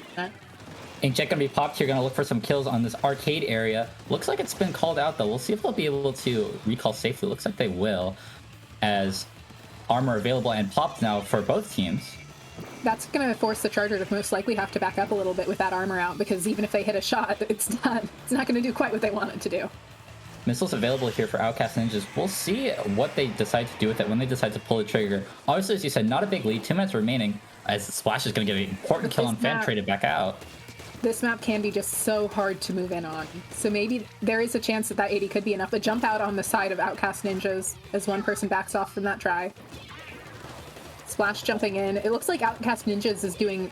Ocean 7 is doing a great job controlling mid here. Just really holding it down. Absolutely not going to give up any turf for free, not going to give you any space. Here comes the armor, here comes the suction bombs, here comes the missiles. All of the specials used here for Outcast And that Ninjas. is 2 down. I'd be interested to see if the Charger's gonna pop that bomb rush to try and keep them out, but no, not yet. Oh, there it is. Bomb rush going to be used now. Outcast Ninjas already on this plat, already in the office. Here comes the Booyah Booyah's Bomb. coming out. And here comes the Power Clam. The question is, can they get another Clam? It looks like they can't. And they, What an it incredible does not defense look there like from it. That 07. Junior just respawned. That is going to be a lead held at 80-81. If this isn't a solo queue moment, I don't know what is. Such a difficult map to push on, as you say. It looks like a solo queue game. 80-81. How many times have you seen this? More than I can count. Here comes the armor inkjet onto the plat once again. Ichigo try and find some kills. Not quite gonna be able to find anyone just yet. Although they are being a really big distraction, allowing their team some time to just get some clams, build some power. It is the 3v3 situation here. The Charger does have Bomb Rush ready, and they are about to have Inkjet online again. Armor available here for Outcast Ninjas. It's a little bit of a do or die situation. However, there's a ball in their base. Gonna be well defended there. Very well defended there. They do need a power now, though. They do have that pity made, but they don't have a way in right now. And it looks like Could be a wipe Ocean 7 is just going to get it free reign here and really get a big push, all the way to 30 probably. It's all Yeah, power 21. clams, though. Yeah, exactly. 20 It pushes is. 21. However, not going to be able to prolong this push too longer. I don't think Belloc going to fall off here with that. It looks price like loss. they're making the smart choice and backing up and getting ready for defense. Because Absolutely. this map can snowball so badly if you're not careful. And they will have Outcast 2 Ninjas. powers for this push. As you said, 2 power clams available. Could possibly make a third here. There's enough clams on the floor, I think, for them to make a really big push. Armor pop Absolutely. right now. And they have Bomb Rush ready now too, and a Booyah coming out. They're going to do everything they can to try and get what they need here. They do have a limited amount of time. They need to start getting those powers in, so that they do. The Junior does go down, but the Junior had already used armor, so it's not that big of a deal. The foil's going to go down. Charger Here's should the go second down power here. clam. Dooley's going to get in. And they might be able to get lead here if they can find enough clams. But it looks like they might all go down before they can get more in. A shame, Need to really. find the clams. They need the players, though. It's the issue. They don't have taking away. Oh, And that is a shame. A really solid overtime push there from Outcast Ninjas, but not quite enough. Yeah, Outcast Ninjas went, I believe, 4 down at one point. And Ocean 7, as you said, this map can get a little slow, can get a little stally, can be a little hard to push. Ocean 7 are able to amass enough clams to make a huge push there quite towards the end. Absolutely. And they did a great job waiting until they had their opening, this for their second push. Their first push, they just kind of rushed it. They didn't play it safe. But their second push, they waited until they saw their opening, and they were able to take full advantage of it. Absolutely. So we're headed now to Blackbelly Skate Park. Clam Blitz Blackbelly is Not a map mode you see often. it's just strange. It's weird, man. Ray might come out here. I would There's a not lot blame of- anyone for pulling out a Ray on this map mode. I would love to see it. I think I want to see Double Booyah. I want to see like remix Kgal. Something That would be cool. something interesting. Like a I will say that, like, if they have a, they have a Charger player, which already impressive enough to see in Clam Blitz. Already not a common I sight. would say yes, absolutely. It takes a bold Charger to go, yeah, I can make this work in Clam Blitz, and like, good for them. Good for them, absolutely. We could see a Stingray here. We could see what else could we see? I mean, I think Bomb Rush is pretty likely. We're gonna see the Try come back out on a hunch. It is Blackbelly. That's a. What makes you say that, Nox? That's so crazy. You see a try slotcher in Blackbelly. It's not Try's best map or anything. It's definitely. That's the next map. The next map's definitely Try's next map. Mako Mark Clam Blitz. I would also not be surprised to see the Flingsa come back out here. Both of them can just take advantage of those slopes and slants so well. Absolutely. Mako Mark Clam Blitz, as we say, gonna be up next after Blackbelly. Another map that favors short range. You saw Anchovy. Yeah. Neither team really running like a particularly unorthodox comp besides that Charger. That Charger is. short range aggression. I mean, neither team was running a K-Shot or a Zap. I will point that out. Not seeing either of those is wild. That is true. The supports Price Slosher. It's been picking up a little bit of popularity, I think, though. With It some does have popularity. It's just not. It's usually not used as the main armor. It's usually the secondary armor, which is why it was so interesting to see playing the main armor role. Yes, absolutely. From seeing Ocean 7 every so often, I think that tends to be how they roll. I think I've seen them play a Zap or a Junior in the past, but they do like playing that supportive Tri-Slosher as their main armor. So it seems like something that they've worked with, something they've labbed out. That's definitely not something that they chose on a whim. We'll see if that translates into Black Belly here. Another really interesting thing is there is not as much LDE as we would usually see, just because it's Clam Blitz, and there's never a guarantee that your LDE is going to activate in Clam Blitz until the last 30. Absolutely. We saw for a good 3 minutes in that game, we are 80-81. Your LDE is not going to be doing anything for you in that position. So yeah, I actually have started running Tenacity Junior sometimes for Clam Blitz, just because what's LDE doing? I want 2 bombs more of the time. I hope you don't end up on bad Splatoon build Nox for that one. I don't think you will. I'll end up there anyway, probably. I run the ghillie suit for fun. I know what I've done. Yeah. I played a ghillie suit Neo Sploosh. Or not Neo Sploosh, Sploosh 7 for Rainmaker with Ninja Squid. Oh man, that was wild. That was really funny. That does sound like a good time. No, my default junior though is it sounds like a good time. My default junior is the Octoling LDE glasses, the ghillie suit, and the night greaves, the night boots. It's a good look. But with Black Belly Skate Park, it will be very interesting to see what comes out here. It'll be interesting to see if they try and build powers ahead of time, or if they really try and juggle clams to just try and get to that basket safely. I mean, Black Belly Clams, if you're going on that half pipe area, it feels like such a gauntlet. There's so many areas that you have to check. Chargers can be looking at you from that snipe area, even if you walk past them. You can rain down bombs from high grounds on either side. Could be interesting to see if the teams opt to go through mid through that T intersection, potentially risking the indirect fire from the Tri-Slosher standing on the other side for a more straightforward push, comparatively speaking. It would not surprise me if either team went more missile spam heavy on this map, just because in those narrow parts and with all those weird slopes, people get stuck a lot. Oh, absolutely. That'll happen. It happens to the best of us, and it happens to me. So I can't count how many times I've just like tried to climb up a wall or like been on a slope on this map, and then a missile comes down and ends my entire existence. Yeah, and there's no grates or anything aside from that one little spot on this map, and so you just have no protection. Nowhere to hide, exactly. It's not like Kelp Dome missiles feels. Kelp Dome missiles. Gotta love the one map. It does make missiles less good. As we're gonna go ahead and load into game 2 here, Black Belly Skate Park Clam Blitz. See what the teams decide to bring out here. Of course, a Bamboozler. Okay, all right. It's a fun thing to see come out. No Ray, no Charger here. There is a Bamboo. I was 50% correct. I did get the K-Gal as we see the DS come out once again for the side of Outcast Ninjas here. Ocean 7 is running double missile now with that Bamboo and K-Shot. They're also running a T-Tech, which is neat to see on this map. You do not usually see Inkjets come out here. Absolutely. That mid-fight going very chaotically, but ultimately only a 1-for-1 here as both players are going to respawn and get into this neutral situation here. Yeah, and we are seeing Blue right here really trying to push up an open space, but not quite able to. 3 going down on the side of Outcast Ninjas, although it is now just a 2v1, as the K-Gal is forced back up and gets picked off in the process. Outcast Ninjas really getting that flank splash on the flank. Had a really good position. Unfortunately, they died on the back end, so it's really hard for them to follow up on that aggression. Absolutely. As they're going to come back into mid here. Looks like they might have a pincer on the K-Shot and a try. Let's see what happens. The armor does come out from Ocean 7, really limiting what they can do. Going to rotate over into this half-pipe area. As we said, so dangerous that they're set up, but it looks like Outcast Ninja's not quite set up yet.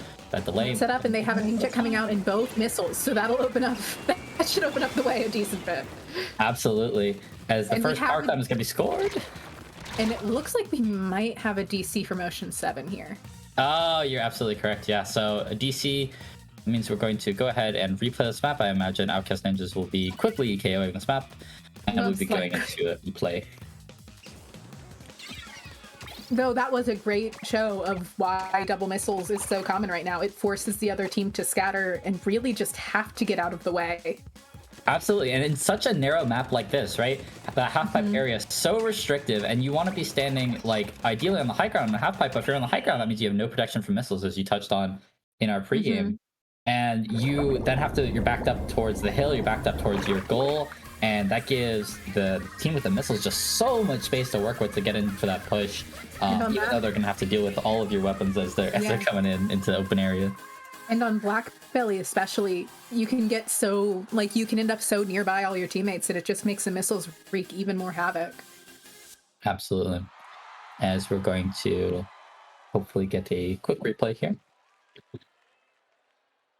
Spaghetti neck code happens to all of us, honestly. It really does. It's a thing that everyone will always have to deal with. I'm glad it happened at the beginning of the match and not towards the end, because that would really be a bit of a bummer. It's always rough when you can't get the replay. Yeah, but we will be having that replay here. As we...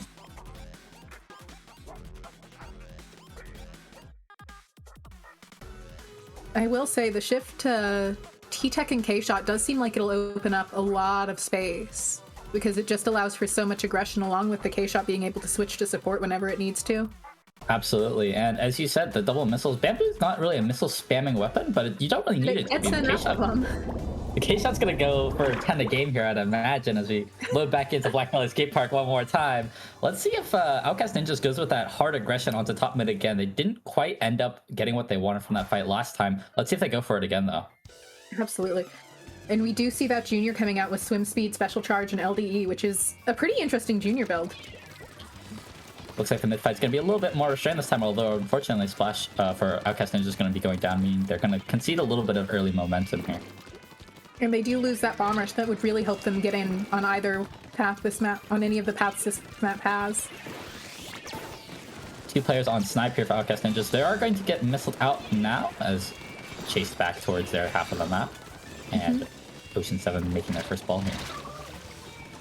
Although 2 do go down now for Ocean 7, which is going to leave a lot of space wide open for Outcast to try and move in. Although Splash does go down, they are really able to move in with this, though. The try is going to manage to get a pick, but they do manage to get that power in. But on this map, it's not quite to the degree Anchovy is. It is a little bit easier to just get a power in a single Clam in there. Yeah, and the power going to go in. Oh! Yeah, see that one. Close but no cigar, unfortunately, for Outcast Ninjas here. They're going to get 1 ball. They're going to get the lead, but not a huge lead, as you alluded to. Not the kind of lead that you want to get off your first push. However, going to be resetting back to neutral here. Outcast Ninjas on that last push kind of went for a split here. Oh! As 2 go down here for the side of Ocean 7. We'll see if they continue to do that. As Ocean 7 now 3 down, Outcast Ninjas has a huge advantage here. They have the Booyah Bomb and the Armor Charge. They make a big push here if they go quick with it. Although those missiles coming out, forcing them to slow down. Booyah coming out now from the side of Outcast Ninjas, opening up space for that Junior to get in with the power. Not quite able to. 52 is still there, though, and that is always a force to reckon with. Only able to get 1 in, though. That does push their lead to 70, which is a little better. Their Junior, their VDS is smartly backing off there. Yeah, good recognition there from Outcast Ninjas. As you said, they had to go fast, but the missile's really going to delay them. That's one of the important parts of the special. It's going to be used for offense and defense. It can just slow your opponents down no matter what they're doing. I think it's such a reliable special. It's just maintaining space control for that little extra bit you need for everybody to respawn. Absolutely. This VDS has been spotted. The question is, are they still on that flank? I think they've gotten out now. Yeah, it does seem like they have. It's nice. Down. Yeah. And they are just stalling out in mid right now. Just both teams trying to get the picks they need to make something happen, and not quite able to, although the missiles do find the Octo shot there. Yeah, I think about the double missiles as well is you will have obviously 2 weapons of missiles. If your K-Shot goes down and that's your only missiles, well, as I say that, here comes Outcast Ninjas with the ball. Outcast Ninjas, as we said, going through mid. Here comes the split. They're splitting up 2 and 2, and it looks like they caught Ocean 7 lacking a little bit, caught them sleeping. Gonna be able to push it all the way down to 30. Can they get more points? Looks like they might be able to with a full wipe there on Ocean 7. They should be able to get a few more in here, possibly even if they can find enough Clams in time. KO. They only need 3 more. I think there's enough on the floor. 3. They just need 1 more Clam. They might not be able to find it, though, which would give Ocean 7 1 more chance at this. No, yeah, there it's gonna be. A very good push there from Outcast Ninjas, catching Ocean 7 as one of them tried to flank around right as they made a power. Yeah, it looks like it's a little bit of a base race situation there. With one of the members of Ocean 7 trying to make a power, as you said, right in the base of Outcast Ninjas. Unfortunately, that's not going to be fast enough. And Outcast Ninjas deploying that 2-2 split, 2 players through mid and 2 players through half-pipe, doing an excellent job of pincering Ocean 7, using their own missiles to their advantage. As we're going to go 1-1, Game 3, Mako Marts. I will once again take a big swing here. I think we're going to see a try. I think we're going to see multiple try slashes between the two We teams just here. might. We just might. Snack, if you're out there, we're thinking about it. It'll be. I would. No, I Mako think, Mart Chiller. I do think that Charger actually can do pretty well on Mako Mart if their teammates know how to set them up well. But I would be surprised if we see another Firefin kind of situation come out, because it is such a close quarters map that favors favors fast-paced gameplay so much. Absolutely. And unlike the last two maps, Mako Mart, you can just shove it down the middle. You don't particularly have to do anything complicated or sneaky. You can just kind of walk through there. If you got the picks, if you have the space, you have the bombs, it's definitely a lot easier to push on this map than the others. So we could see a fast knockout. Alternatively, we could see big pushes from both sides and kind of alternating back and forth like we saw on Anchovy. So we'll see how this goes. It is a map that forces you to take those close quarters fights. There is no space to back up. It'll be interesting to see how the VDS that's been coming out, if it continues to come out, does here, because I've heard a couple dually players complain about this map. I can imagine the boxes can be a little bit awkward if your dual roll is just long enough where you slide off the box, or maybe you don't slide off the box when you want to slide off the box. And that's one of the most important positions on this map. As we go ahead and load into Game 3 here, 1-1 between Ocean 7 and Outcast Ninjas. We'll see who's able to take it. And we are seeing a 96 Deco come out, not a weapon you see very often. Cool to see it. That's not the wall gal weapon you usually see, as the DBS does stay on here for the side of Outcast Ninjas. We'll see how this mid-fight goes. And we do see that try coming out yet again, as we expected. We are seeing double missiles again from Ocean 7, really just wanting to make sure that they can get the space they need. Neo Splash going down on the side of Outcast Ninjas, giving Ocean 7 enough space to start moving in. As you said, enough space to start moving in. Outcast Ninjas with a little bit more aggressive comp. They don't have a traditional anchor, meaning that if they go down multiple players, it's going to be a little bit difficult for them to hold on the defensive end. We'll see how that plays out for them as this fight's happening on the stack of Outcast Ninjas. But while it's happening, here comes the ball, here comes the point. However, do they have the follow-up? The 96 might be able to get a couple here, but it will not be the kind of follow-up you want to see on that opening Clam. You really want to see it get to like 60. It really just gives you a lot more safety. It makes them have to get in 2 powers for their first push. It's just a little bit safer. Missiles coming out here for Ocean 7 as the basket will close and we'll reset back into a neutral state here. We'll see how this as the 96 and 52 seem to have traded, which is about what you expect. Wall gals fighting. This Saucer is going crazy though, popping the armor all the way in the base of Outcast really Ninjas, just not forcing space there, stalling them out really far back there. Splash managing to save that power just in time. I was getting nervous, Nox. I'm not gonna lie. I thought they were gonna lose that power. Here comes 2 sets of Tenta missiles. Did they know? And this 96 is set up on the other side, on the enemy side of the map, just really taking up this space here, forcing them to have to do something about it. And they do not manage to get that splash down off in time to save themselves. That 96 buying so much space and getting in that power, enabling Ocean 7 to get that power climb in. However, the fight's not quite over yet. Not quite done. They do manage to get the push down to 61, which is not bad. 96 does go down there. But also, now you've given Outcast Ninjas another ball to work with, right? Now they've got 3. Absolutely. And they have a booyah already. They're close to armor. They have missiles. This could be a huge push out of Outcast Ninjas here if they're smart with it. No penalty for Outcast Ninjas. 3 balls will take the lead here if they will get them all in. And it looks like the first 2 are good. Like they will. And it looks like they will absolutely down to 37 now for Outcast Ninjas. Ocean 7 down 2 players. There from Ocean 7. It does allow them to get the space they needed, although that splash is still up and probably going to try and get a couple clams in. Looks like they're backing off now, sensing that they're in a fight they do not want to take. The VDS is going to go down there to the V-Jets. What we haven't really heard too much from this game outside of, pressing the R stick in as the missiles are fired off here. Gets another kill.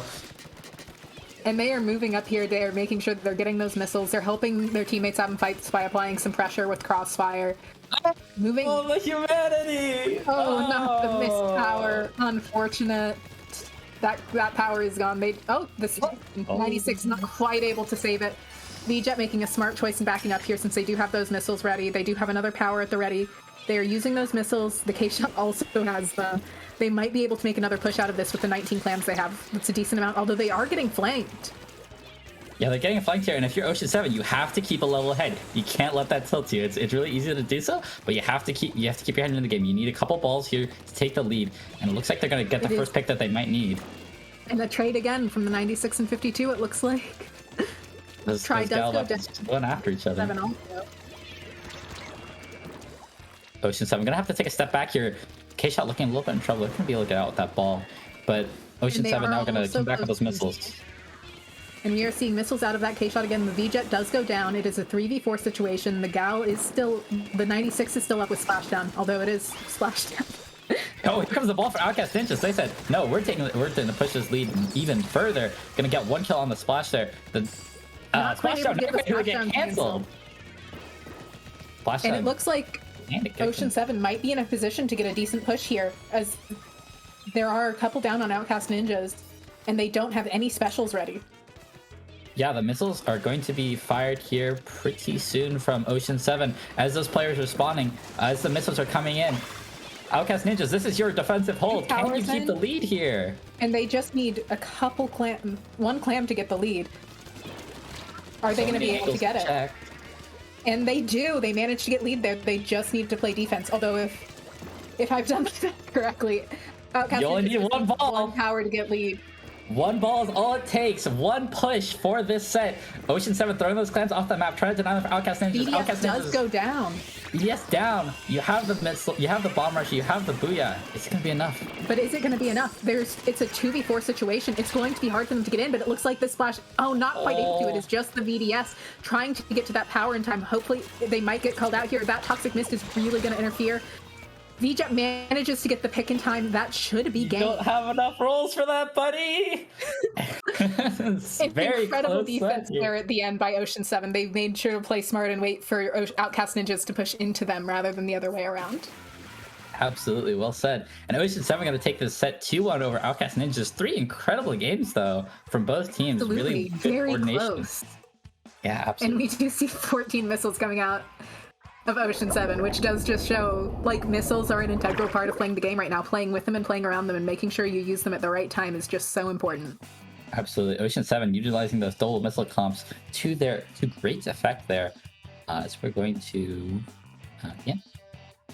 And also, as I mentioned a little bit in game, Ocean 7 good on the mental there, not getting tilted, not losing their cool. It always sucks to have a play like that where you feel so good, you're ready, your push is ready, and you miss the ball, and now you have to commit extra players to come pick it up, and they die too. And it can be really easy to tilt out there, but yeah, Ocean 7 keeping it calm and able to win there.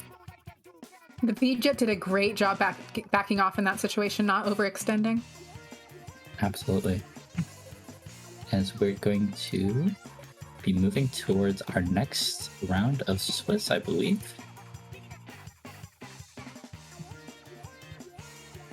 Very shortly. Mm-hmm.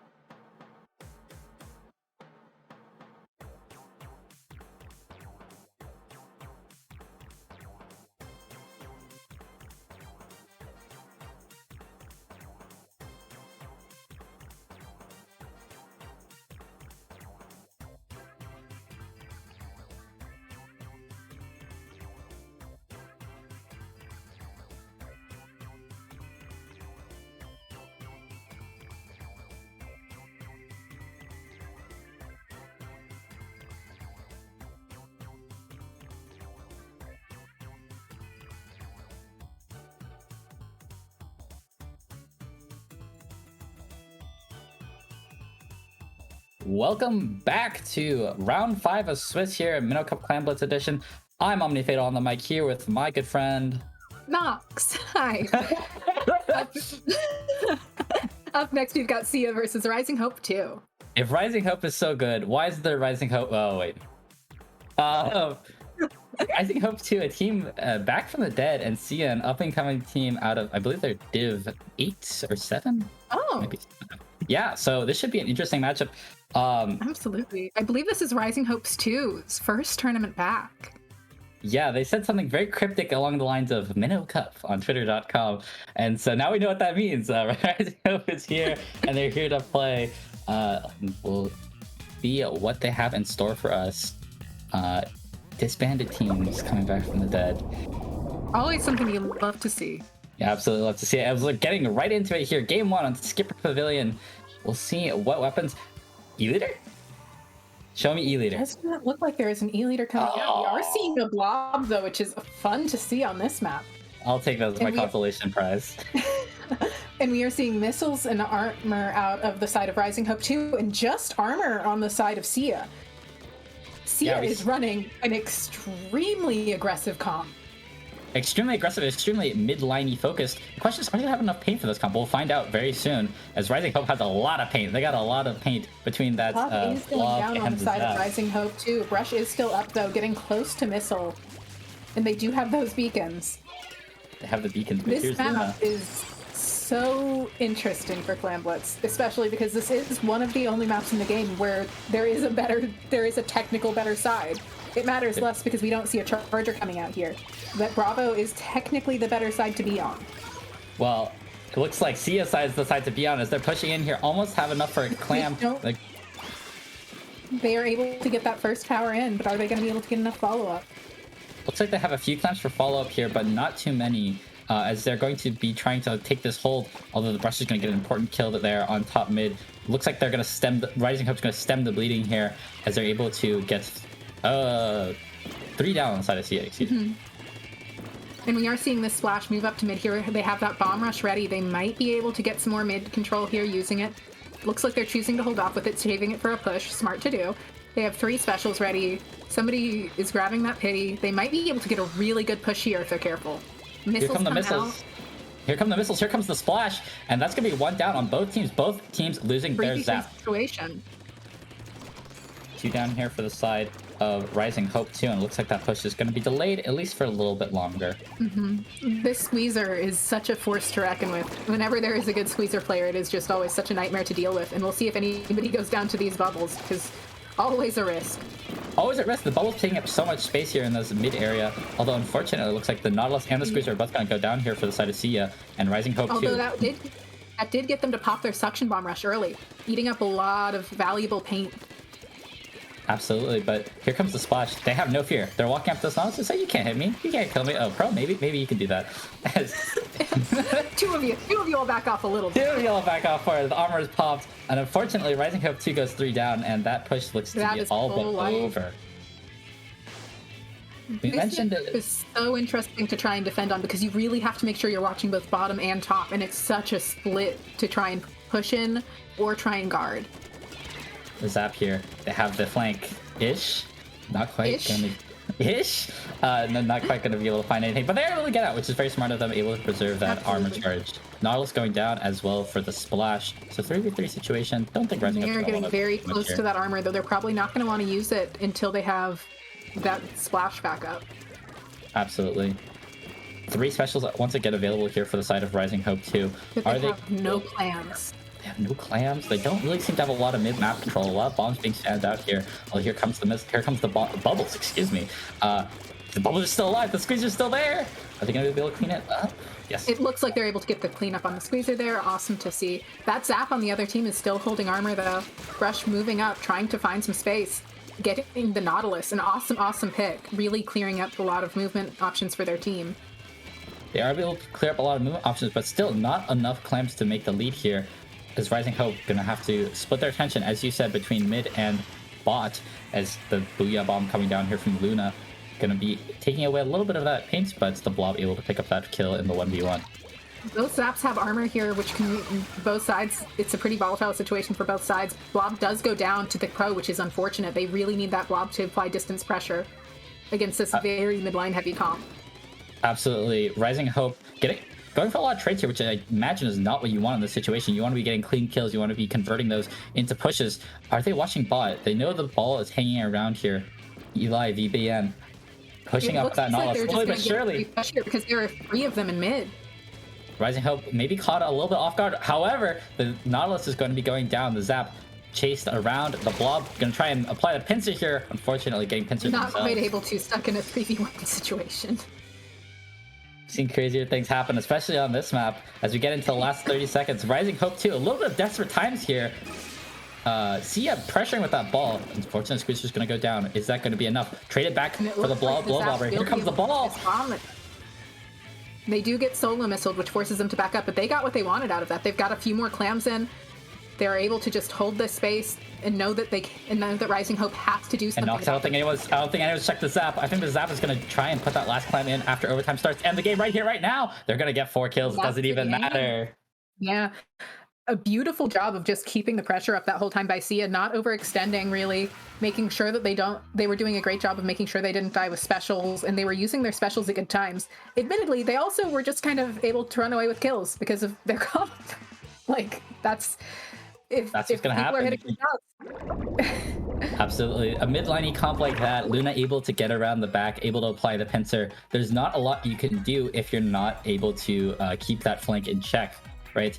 Luna, as a player, known for going for these kind of big flanks with the K-Pro, able to get a lot of value out of them with the pincer maneuver. And Rising Hope, I feel like they had a lot of pain advantage in that, but they weren't able to demonstrate it. There's too many bombs, too much pressure coming out from the side of Sia. Absolutely. Next map we have is Manta Maria, which is once again a map you don't see very often for Clam Blitz. It has such choky pushes. Absolutely. However, I'm gonna say there's going to be, is it BPM that has the Ballpoint Nouveau that has the beacons? Beacons? Yes, it is. Okay, I'm Beacons right. predicting BPM and a Crack on Roller. Both of those on the same team. Beacons are actually very powerful on this map. If you get into the sneaky spots and your opponents don't notice them, as you say, you could just bypass those chokes entirely by jumping to those beacons. So we'll see if these teams value that or if they'll go for something a little bit more traditional. Interestingly, we didn't see, as you mentioned, no missiles from Sia. We'll see if that continues. Going to rely on the Inkjet armor combination as well as Booyah bombs and bubbles to make the pushes. Yeah, I will say missiles on Manta, just because of how narrow so many of the spots are just so good at completely fleshing out areas. You said it. I think we could also see, and this is going to be a little bit of a shock again, a Tri-Slosher here. I think that's not outside of the range of possibility. If you play Brush, maybe you flex the Tri-Slosher. Maybe you play some other spicy stuff like that. So we'll see where this goes. I would not be surprised if we see the Octobrush Nouveau come out again, because like you pointed out, beacons are strong here, missiles are strong here. It's a good kit. Yeah, no, absolutely. And it looks like we are going into this match. Clam Blitz on Manta. Manta Maria, a very narrow map, as we said, and also one that people hate playing on in Rainmaker. This is Clam Blitz, though, and do you see the Octobrush Nouveau? We will have some beacon shenanigans, I suspect, from the side of Rising Hope here. And we do see missiles coming out now from the side of Sia. We are seeing a K-shot and zap, a very classic combo. Armor missiles, name a more iconic duo, as Sia getting a lot more pay with that K-shot in their comp now. Absolutely. This K-shot's just chilling out in mid, hoping to find an early pick. Not quite finding one, but applying a lot of pressure with bombs and paint, as Rising Hope 2 just waits to find an opening to get in. Exactly. This brush gonna drop down into mid. Gonna get a trade. Gonna be good for one, and can be a 2 for 2 situation. Armor down for the side of Sia, although missiles are down for the side of Rising Hope too.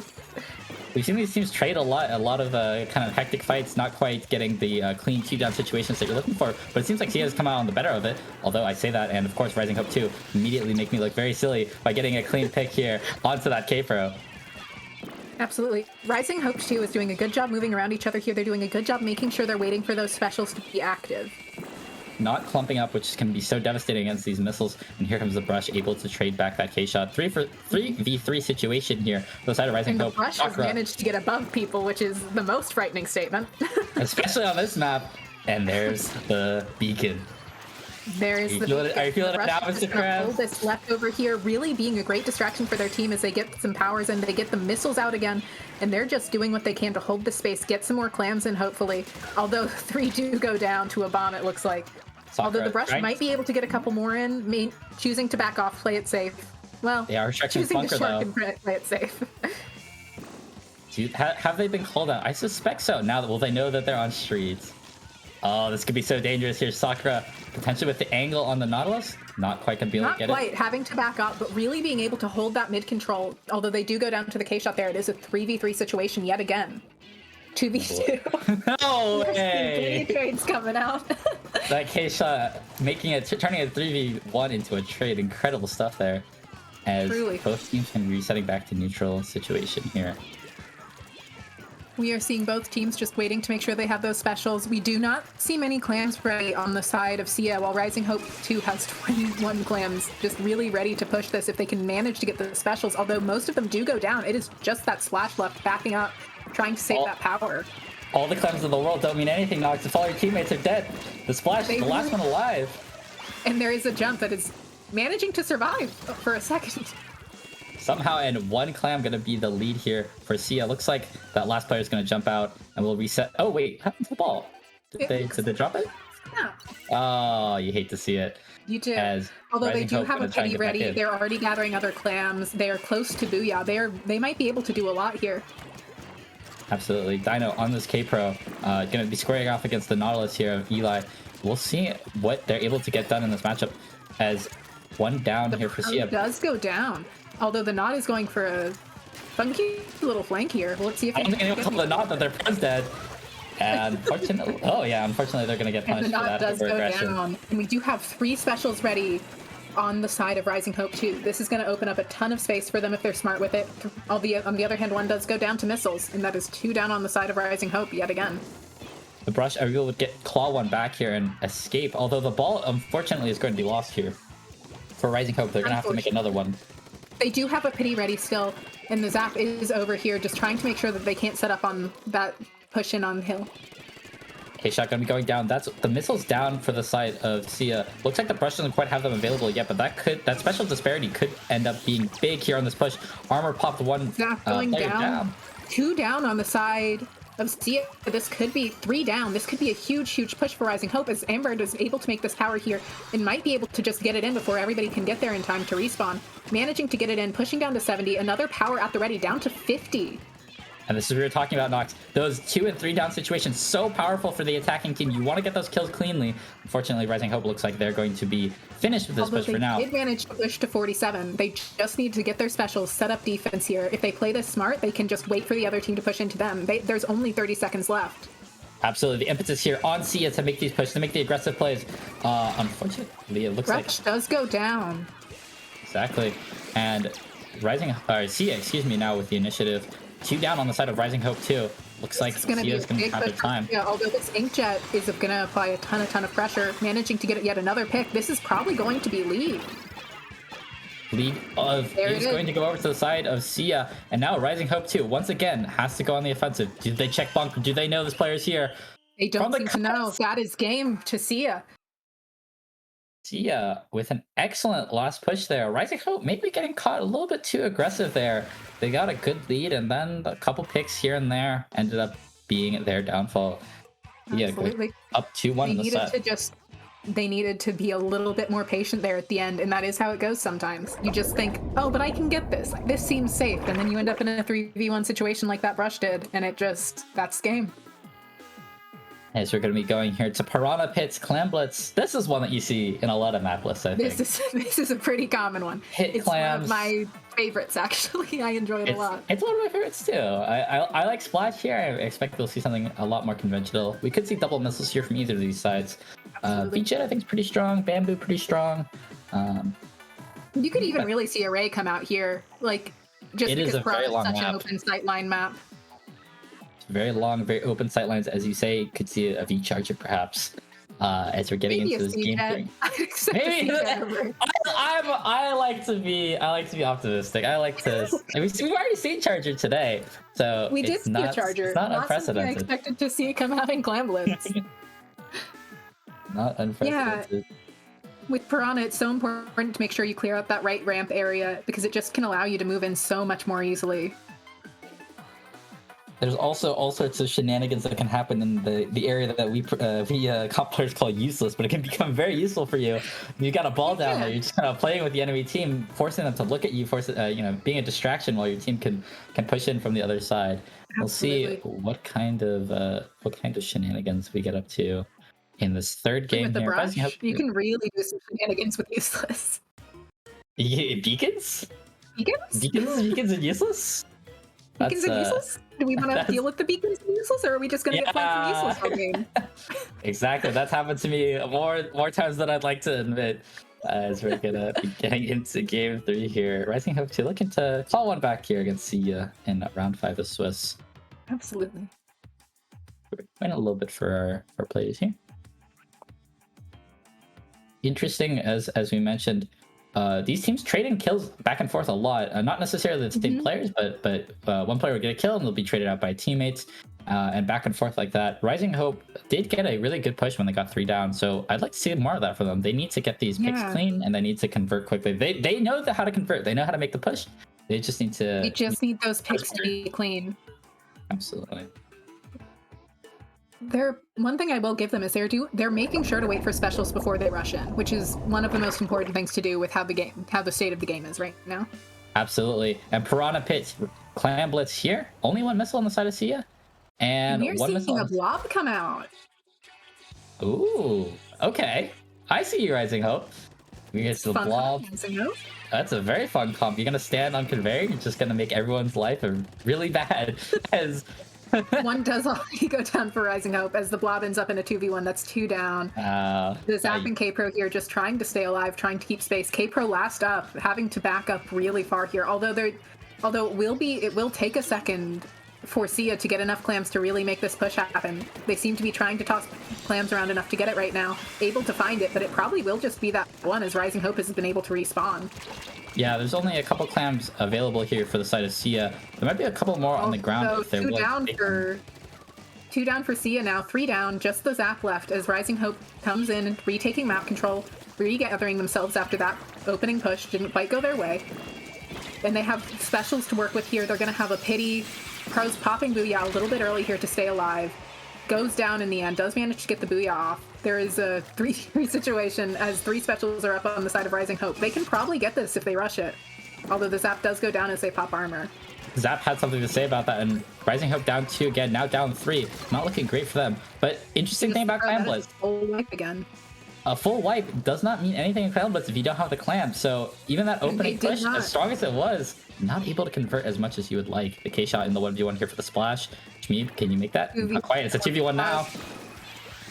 And that is a 2v4 situation. Rising Hope does not quite have the manpower it needs right now. Yeah, looking Looks like very this calm and composed. Gonna go down, managing to live for now though. This really exciting 1v1 right here. Palms weak. It's Knees sweat. dance Palms around sweaty, each other. knees weak. Oh, too much spaghetti. Too much spaghetti. Oh, but the K-Pro in useless. They haven't checked it. Able They don't trying know to set up a that flank she's there. here. They don't fully know well that might she's not. Here comes Although the they jump. don't quite. Oh, and there are the clams they needed. This is the power going in on the side of Sia. Really comes the relying Booyah on bomb. that sneaky push. Dino in a Getting down to 2v1 here. 50 and they're in a 3v4 situation. 2v3 now. Dino able to isolate those 2v1 to 2 1v1s, but unfortunately Sia has all the clams here that they might need for a very strong lead as the Booyah bomb. 32 is a really solid push on this map. If they need to if they feel comfortable after this, they can just set up and play defense. Rising Hope really doesn't have much to go off of here. I'd imagine that after how that last game ended, they're a little bit shaken. I imagine so. Unfortunately, losing that 1v1 to Nautilus so weak, but unfortunately not able to get that kill, and it's going to be 2 down once again for Rising Hope. Unfortunately, they're going to have to play a little bit more defense. And that goes Those down jets, with armor. Oof. so brutal, so hard to shoot down, especially when you have another teammate pushing up with you, able to support Absolutely. That Nope. K-Pro sharking there, waiting for the right moment to move up, trying to find some picks, not quite able to as Rising Hope manages to back off in time, managing to pick off the K-Pro. The Splash is holding this space, has Bomb Rush ready, probably wanting to save it for a push though, probably not wanting to pop it too early. you. You would imagine so, but they might need to use this bomb rush to get into mid. Sia's set up a little bit too well for them to get in without using specials. They have 3 available, and there it goes. And the K-Pro Unfortunately, goes down. K-Pro going down on the backside. And that That's is 2 a down now as 2v4. well. And the Splash is doing a great job backing off here. Noticing somebody going towards their basket, really trying to clean this up. It is the Nautilus. They have a jump in. Not quite able to get the pick on the Inkjet, allowing that power clam to go in. And they have a lot of clams at the ready here. It is just the blob up. Sia might They have are enough to probably- close out this game, and yes, they will. Yeah.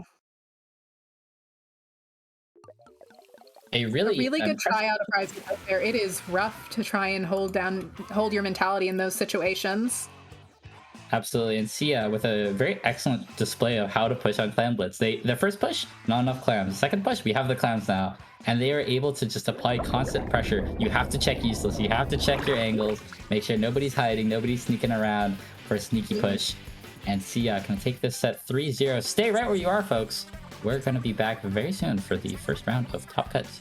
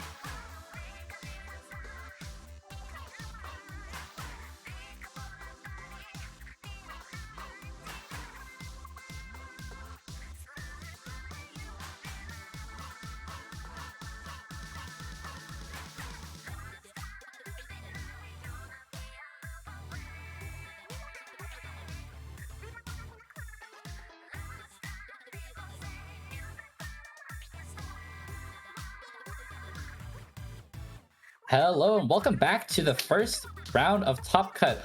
I'm Omni Fatal on the mic here with my friend Nox. Up next, we have Indian Tech Support versus Broken Controller Gaming. Broken Controller Gaming is a team that I have seen around for ages at this point. That's a name I haven't heard in a long time. No, that's false. I heard them last loading. Yeah. We're in the quarterfinals now, so it'll be best of 3 instead of playoff 3.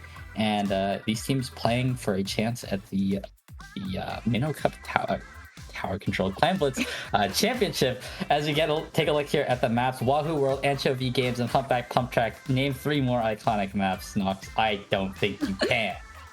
Wahoo is sure an interesting Clams map. You do have to, Bridge plays such a role in pushes on this map because you can try and push through through carousel, the underneath section, but it's just so rough.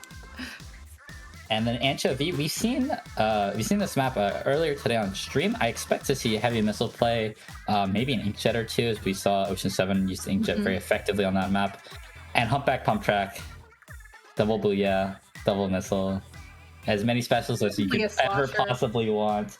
Maybe even a slosher if we're feeling a little bit spicy, little adventures if we get to that game 3 between these two. I will say, one of the exciting things about Wahoo World is that it does love long-range weapons. It also loves Brilla. I would love to see a tent. It does. It would be cool to see a tent come out. You do not see them very often in Clams anymore, but there was a point a couple years ago where if you were playing Clams, you wanted a tent. Absolutely. And again, that was right after the baller. Baller. Double L3, baller. Used to be so good. Used to be. How the Titans have fallen. Whoever would have thought that missiles would be our top special. Oh, jeez. Post the show 2018 Splatoon player as we get into Wahoo World Game 1 of the quarterfinals of Minnow Cup Clam Blitz Edition. Ooh. And we are seeing a Keishin come out. That's fun. And a blob. 2 Keishins, actually. Ooh. Not what you expect. Did someone call 2020? Is this what we're looking at? K-Machine domination in the year of our Lord 2022? No missiles from either team. That's the ink armor to be popped here for the side of Indian Tech support. That K-Machine dropping into pushing into a few too many people for them to quite handle. This Expo doing an excellent job of staying back, applying pressure, just making sure to hold this space, not letting them get in for free. Moving up to guard this upper section, although they might get pushed by the blob. No, it does not look like it. It's interesting how this Expo is going to play with the other chip damage from the fizzy bombs from their team, as they're getting pressured a little bit by this blob. Not going to go down quite yet, and here comes the baller. Take a little space. And they're doing just a great job of maintaining this pressure here, keeping it constant, and just doing some slight follow-up damage on a lot of things. Broken Control Game. Now it's going to be a 3-3 situation here, as Kipu has the K-Machine, has the splashdown available, going to be landing down into the court. And we'll see if Indian Tech Support, with only 10 clams, just this one ball for their push, are they going to commit here, or are they going to wait for a little bit longer, try and get some more kills? Because getting just that 80 push does not do a ton for you on this map. This map can snowball so quickly, although they do still have enough down, and they still just have this one power. That Zap really wanting to wait, going down to the Explo for having to wait so long, though. And the Knots stuck back in mid, they just didn't quite manage to make anything out of that. Yeah, the Expo is doing a really great job holding off that push, making sure that the Zap was not going to be able to get that Clam in, and able to stall out that push as the teams are going to reset back here. No balls on the table quite yet, it seems, for either of these teams, as they're vying for position. And now there's 2 down on the side of Indian Tech Support. Broken Control Gaming going to try and build a power clam here on this bridge and try and go for this first big push. And that hammer does manage to give them a little bit of space. They've managed to push to 77, which is more than 80, but not quite what you want to see. Expo is having to jump out here, managing to get out just in time. They don't have a ton to go off of here. Their Keishin's close to a splashdown, but that is splashdown. And splashdown. It's not exactly the push starting mega special that you want, as Indian Tech Support getting back into the mid. They do have 2 power clams at the ready. They have a bomb rush. They have an inkjet. They're probably just holding off, waiting for that armor from the Zap. As the Keishin does go down, but so does the Explo on the other side. That's a trade you take every day of the week. Here comes the bomb rush, here comes the armor, here comes the inkjet, and Indian tech support gonna be able to put in, it looks like 2 balls there to take the lead 60 to 77. Let's see if they can get any more clams. They have a lot of clams on deck, but not gonna commit to a push. To get them in, which is unfortunate. It is unfortunate, but they still have the lead, which is really important here, and they seem to have some really good control of this mid area. An important thing to note about holding onto a power claim is it does help you build special faster. Having that power is helping that blob get bomb rush a little bit quicker. Exactly. As Indian tech support pushing in pretty aggressively here into the area of broken control gaming. Here comes the armor, here comes inkjet. That baller looks like it's in a lot of trouble. That's not pre-nerf baller, but they are going to be surviving for a little bit longer. As here comes the bomb rush. All the specials used here for Indian tech support. And they're still not quite able to get in. Broken Controller Gaming is doing an excellent job holding their ground, just keeping the space. Absolutely incredible defense there from Broken Controller Gaming. Splashdown gets the pick. Splashdown gets a pick. And now could it be Broken Controller's turn? They have 2 balls. They are looking. They do have a hammer to get in there with. It looks like that Rush is trying to push up on the right side there, really just trying to open up space for the team. Not quite able to find enough space to get in though. Fizzy's coming out from the K-Sheen on this side, just really just applying pressure, not letting them move forward. Although at the moment, Broken Controller does need a little bit more than that. Uh-oh, where's that jump going? Not quite able to get it in, although this Rush might be able to. Getting it down to 68 points. Not enough to get lead, and it's just the X blow up, and they are able to get it in. Or is it enough to get lead? A very sneaky play there for Broken Controller Gaming. The brush going around totally unnoticed, able to get 2 power clamps in. Broken Control Gaming now just has to play defense against this comp from Indian tech support. They have to defend from at least 2 balls. It looks like maybe a third going to be on deck. That being said, there are only 30 seconds left before overtime, really giving them a lot of time to just make sure they get those specials. Blob does go down on the side of Indian tech support, really limiting their options, getting rid of that bomb rush. Rush is set up pretty well here, able to apply a lot of pressure, forcing this Zap to back up. Slayer almost getting picked off there, but luckily staying alive. And now Indian tech support looking in a good position. They have the numbers advantage for now. Comes out. Are they able to defend this long enough though? Not quite. That's lead going over to the other side, and that is game to Indian tech support. Broken Controller Gaming just not able to hold on to their defense quite well enough in that overtime. In the last 30 seconds there, Broken Controller had a really important pick there on the blob, taking that bomb rush out of the equation. However, I think they overcommit. They got their hand stuck in the cookie jar, if you will, and they ended up feeding a couple kills in, and that's all that Indian tech support needed to make that push. Not a huge lead, and able to dunk 2 balls to take the win there. Absolutely. Them doing that is really just going to make them overextending just cost so much. In Clam Blitz, overextending can just cost you so much. As we're headed now to Ancho V Games, I imagine we'll see AK shots. Perhaps he flings here. I don't know. We just saw a missileless game. It is possible that we continue on that way. You're absolutely correct. We could see no missiles. I imagine we'll be seeing some interesting. We might see. Do you like Expo on Ancho V? I think it can work on Ancho. I have not seen it on Ancho clams very often, but I think it could fully work. Like, it can guard the fan really well. It can guard that left push really well. It can clean up a lot of space. It has a lot of potential to do decently on that map. It can hit over the wall, I believe. Like, it can do a lot. Yeah, Expo has a lot of utility here. The question is it too vulnerable to getting rushed down? And we'll find out very shortly as we're headed to Ancho V Games. Broken Control Gaming looking to bounce back. And Indian tech support looked very comfortable in that last match. They didn't look like they're particularly pressured. The brush did catch them off guard. They did lose the lead to that sneaky brush push, but they didn't lose their calm. They looked very cool, calm, and collected, holding mid for most of that game and just saying, "All right, we're gonna get our 3 specials and we're gonna push you in, whether you like it or not." Yeah, both teams were doing a very good job of using their specials well. The brush did a great job with the hammers throughout, just really keeping that pressure up.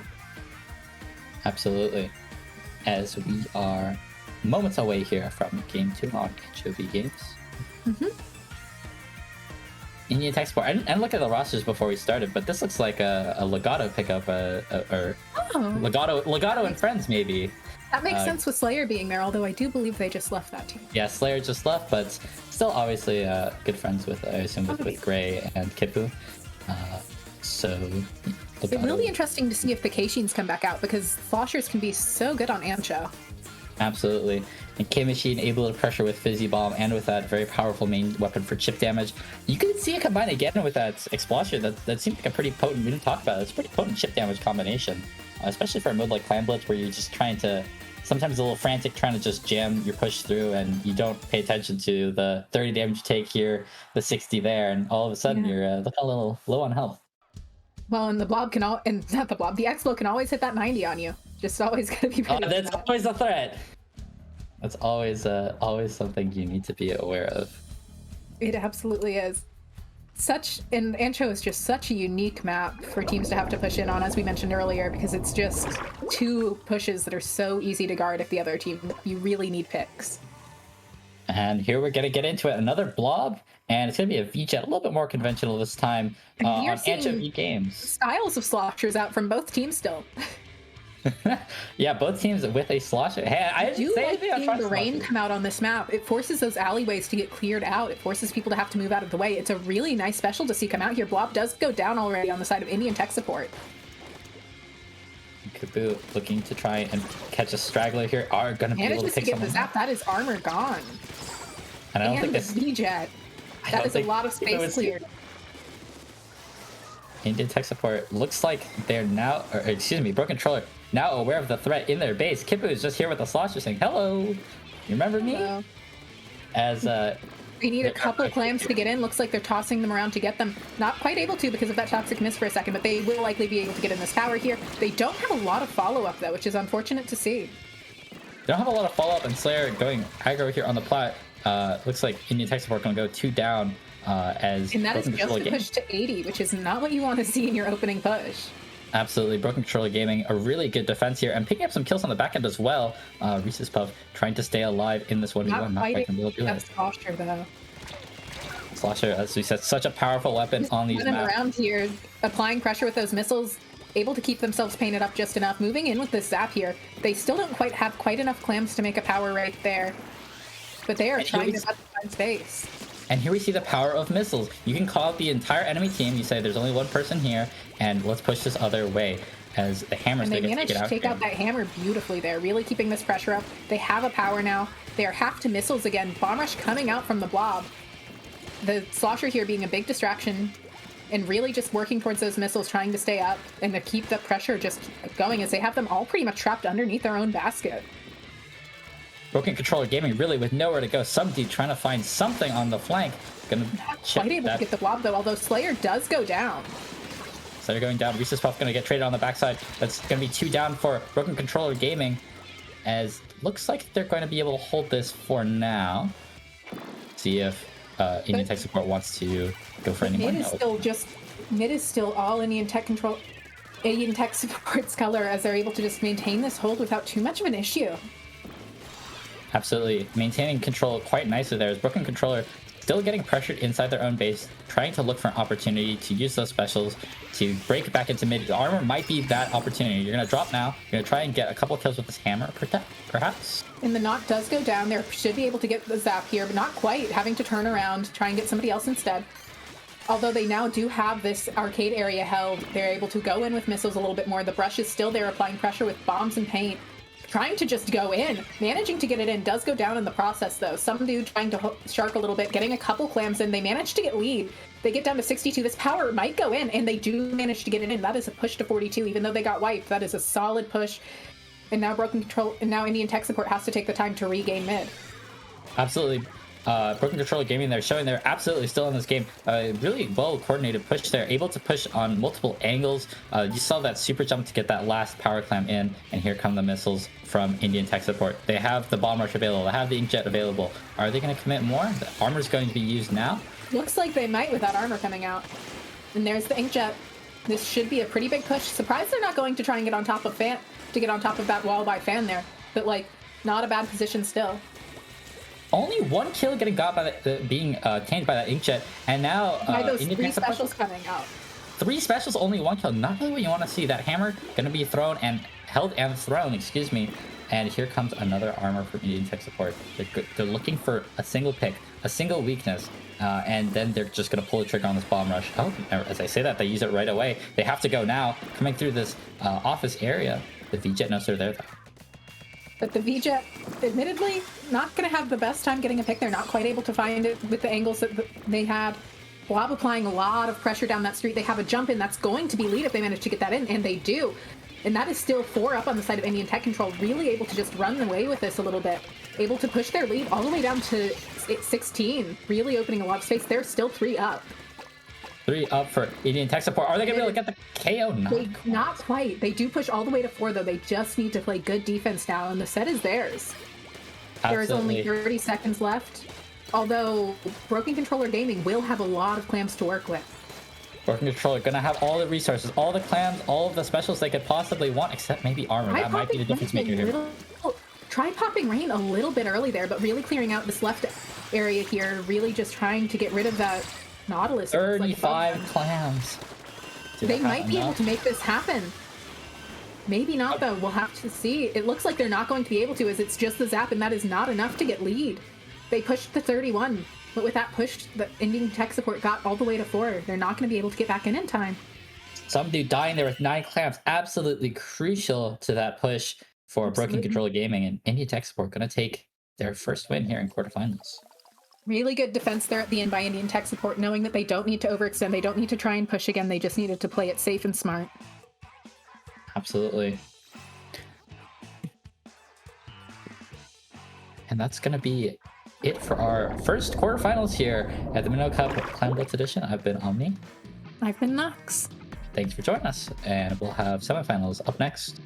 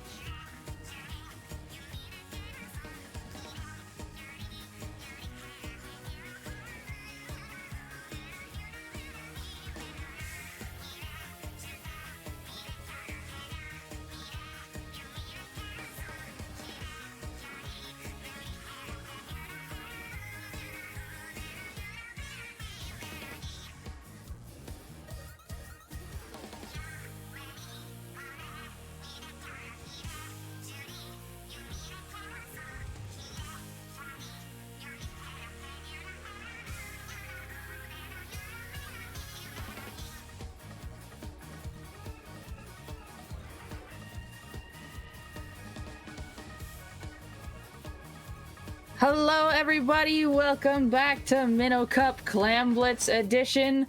I am Devi here, joined by Half, and we now bring you the semi-final match with Kappa versus Ocean 7. Yes, hello everyone. I'm really excited to commentate these semifinals and finals match. We have two really good teams here, as Ocean 7, very established team, and Kappa also a very established team. So I'm excited to see how these two, veteran low-level teams play out. As we already have our first match going on, Prawn Pit Clam Blitz. I know we were discussing a little earlier of what things to expect. The Tri-Slosher was one of them. But I wasn't too sure on some of the other ones, but we've got some brushes, we've got a Ninja Squid roller, we got some zaps, the 96 deco. Okay, let's go. No, I think K Jr. is interesting. It's really good on this map, especially Torpedo with that bubble combo. Oh, it's so good pushing down. Yeah, when I see K Juniors on this map, it's like, okay, where is it? I must know because I want to get rid of it so its bubbles can't charge.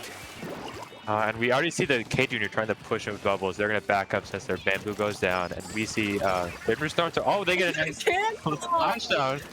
Go, K Jr. Let's go.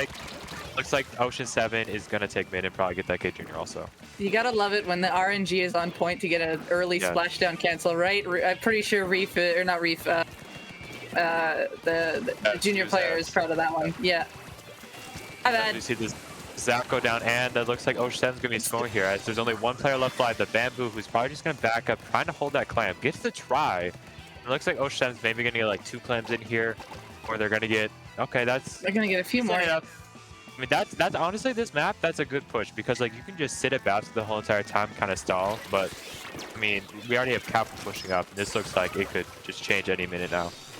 Absolutely. Like they've got the range to stall and just keep them out. But this map, you kind of want to still do both ways. Like you still want to keep a decent offense while defending at the same time. Otherwise, they just kind of can find the way around and walk right back in and get their push off. So it looks like Kappa does manage to open the basket. They're looking to see if they can get the second Clam in, but they are going to make it in time as the brush is stuck on the wall.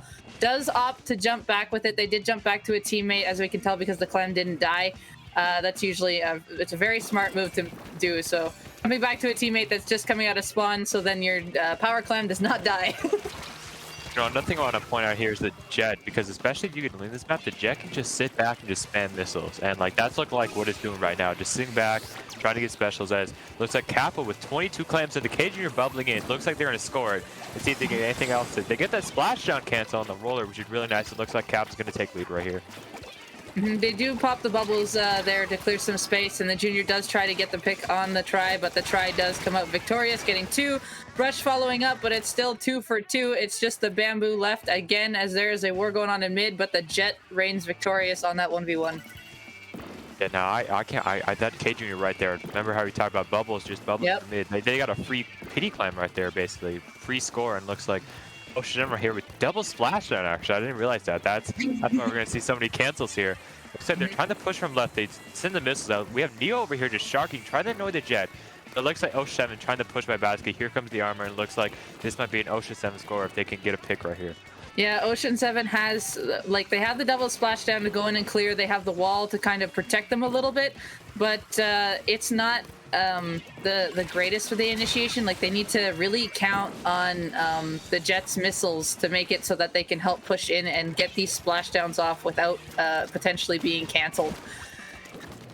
I mean, we see here 2 pity Clams, no other Clams coming out, as we see 2 down. Ocean 7 getting 2. Oh, this is huge.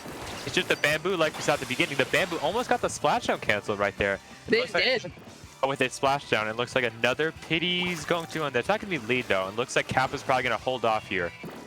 It is very close. If the roller can get a few more picks here, they're going to fight this brush, and teammates coming in behind with Clams. This is now lead for Ocean 7, as the last few members look like that they're just going to take their time back over here. One is stalling on the rail while they're trying to get their try to move in, maybe get a couple more in. But really good push there for Ocean 7. And now with a minute left in this game, Kappa needs to see if they can break this range comp. They just don't have any range though. Like the Jet and 96 just have free range, especially the 96 can just throw up a wall. But they score again. And Just it looks like this can be a KO right here. Yep. That splashdown was in a good place too. If you're not ready to cancel that splashdown just clears the way for whoever's nearby to throw in the last couple clams for the KO. Yeah, Ocean 7 with a pretty, I would say not clean, but like a pretty clean like last minute to the KO right Yes. there. They were getting the picks they needed, and looks like they were taking advantage of maybe like just their weapons advantage over some of the Kappa players. Pixel with the roller there definitely got the jump underneath Kappa's basket, just able to shark in a corner, and then when someone got close enough, just kind of bopped them with the roller, and then with the brush coming in as well, the roller's a nice weapon to fight against like the brush close range, I find. Managed to get another pick there and hold forward there. Also, the last two members, they opted not to continue to push those that were left alive, so the other teammates can come back in, and they just kept the pressure up for the last minute of game. Like, they didn't fall back and be like, okay, let's just go back a little bit and defend. They kept up an offensive defense, which is really confusing, but on this map that applies. It really applies there. The offensive defense really applies on Piranha Pit Clams, and that's what was happening there to get the second push. Yeah, agreed. On that map especially, you need to hold like your rail really well. If you hold like both the rails, you basically got to control the whole entire map. But I mean, the next map right here, I expect maybe double try here. I mean, it's Mako Mars. Like, come on, give us the double try right here. We see one try right now from Valorok. Do we see the other try? Yes, we see the other try. As an E leader, and the K Junior still there for Kappa. That's still a pretty decent thing, and Kappa's got that E-leader range as well. Now, just as long as this try doesn't get underneath of it, the E-leader's got a lot of scouting control range, so they really have to keep an eye on what's around them so they don't get picked off. But 2 members are already down. That's 3 down on the side of Kappa. And Ocean 7 kind of have a free way into the basket right now, but okay, they just made it. They missed! Oh no! Yeah, there's really, especially Clam Blitz, especially in solo queue, you just hate when your teammates miss it. I mean, but like, this map in particular, there's a bunch of spots you can throw in. You can throw from the left, you can make that jump on the right, you can throw out there where Flare just did. It looks like Ichigo, right here at the 96, is just stalling, like, in their base, just like, distracting them, like, hey, chase me, my other teammate's gonna score clams right here. It's a really, the wall placement, we saw that they put the wall behind them, so the person who was chasing them when they dropped the wall was in their face. Really nice wall placement by the 96 there. I think that was also a really good place for them to go. Just like with that wall in general, they have the extra range advantage and protection on their back. It looks like just Cap was kind of playing like split up. They're not really playing as a team right now. So the KG is trying to create something with these bubbles. They're going to get the try, which is a really nice pick. It looks like Ocean is trying to play passive right here with Devil Missile. Ely is trying to find something, but they can't really right now. It looks like Ocean 7 just keeping up the pressure with Devil Missile. As the E-leader, as I say, they're keeping up pressure. But the E-leader hits a really nice shot, and looks like Cap needs to take advantage of this right now. As I know, Silver's got a really nice shot, and that's why I say this E-leader can have a lot of control as long as they keep an eye on who's trying to get behind them. But as we can see, Kappa, and the try is actually behind them, but Kappa does manage to score in. I don't know how much they're going to get off of this with the splashdown. Yep, that just kind of that just seals the deal on that push. So Silver is now forced to back up, and the other tri-slosher now kind of has to just wait for their teammates to come back in before they can try to pull anything off. But in the meantime, Ocean 7 here is moving in a really nice group pattern. Like, they're not too far away from their other teammates. They know who's nearby. Like, Flare here is staying near the person with the power clam. So they have scouted this out. They're just keeping paint, and they haven't found an opportunity to move forward yet, but they're just waiting for that precise moment. Looks like the 96 right here is trying to be a distraction, like just like focus me. My other teammates can take mid. It looks like the 2 go down. And that's a wipe on Kappa. Wait, whoa! Valorok flinked and scored that. That might have been the best score. Actually, no. Well, if they pick up the pity on their basket, that might be a. Okay, no, that was not the amazing score, but at least it let the Ocean 7's players just reset. And like we still have 2 minutes left. Like, this is a very fast-paced map where it's just one push and you can KO. Right here, Kappa taking lead with, like two PD claims. They still got 4. They got a spawn on the stack, and it looks like they're gonna get another. They're going in with another one. 3 power clams in that push, and that was the risk that was taken with that sneaky push that the try did there. You give them an extra power clam, and if you can't defend it, that is a lot of points lost on or for the other team, but lost for you. But man, I mean, this map is, like I said, it's just one push, and it can be like 100-0 right there. As we see a power clamp jump. Oh no, never mind. That was just back to the spawn. Looks like Cap with good defense there. So with Valrock sharking left, able to get the K Junior. Good shark by Valrock right there. And it looks like Osh7 trying to get armor here, trying to make a push. They got like a bunch of clams right here. Oh, and the E-Leader again with a really good snipe. E-Leader's doing really well on a map that I didn't expect E-Leader to come out on. Looks like 3 pity clamps. Looks like they're trying to push left. Try's just right there saying, no, I don't think you should go that way. So and this is, Yeah, the Try's going to be able to get that pick, and it looks like Cap was trying to, and that looks like Ocean 7's going to have to back up from this. The biggest thing there is that it was neutral game, and Ocean 7 had the 3 powers.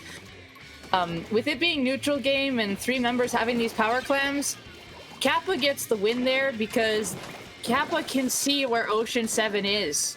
And then they can just focus on one and then focus on the next. And this is how they got that push, because Ocean 7 was basically completely revealed. Yeah, it looks like the Jet actually, I don't know how the Jet went down. I think the E-Leader sniped them, so that's a 1 pity gone. And looks like there's only a 1 pity for Ocean 7 right now. Actually, there might be 2 right here. The 9-6 has 9 right here. They're going to try and armor. The K Junior is trying to just hold it right there. It looks like the 9-6 trying to flank right here. The K Junior sees them. Oh, nice pick! Able to get the K Junior with their nice RNG right there. And it looks like they're trying to be flanked, trying to distract them like they did at the beginning. Valrock makes the clam. It looks like it's just a little bit up to lead. Oh, the 96 is trying! Ichigo's fighting so hard here.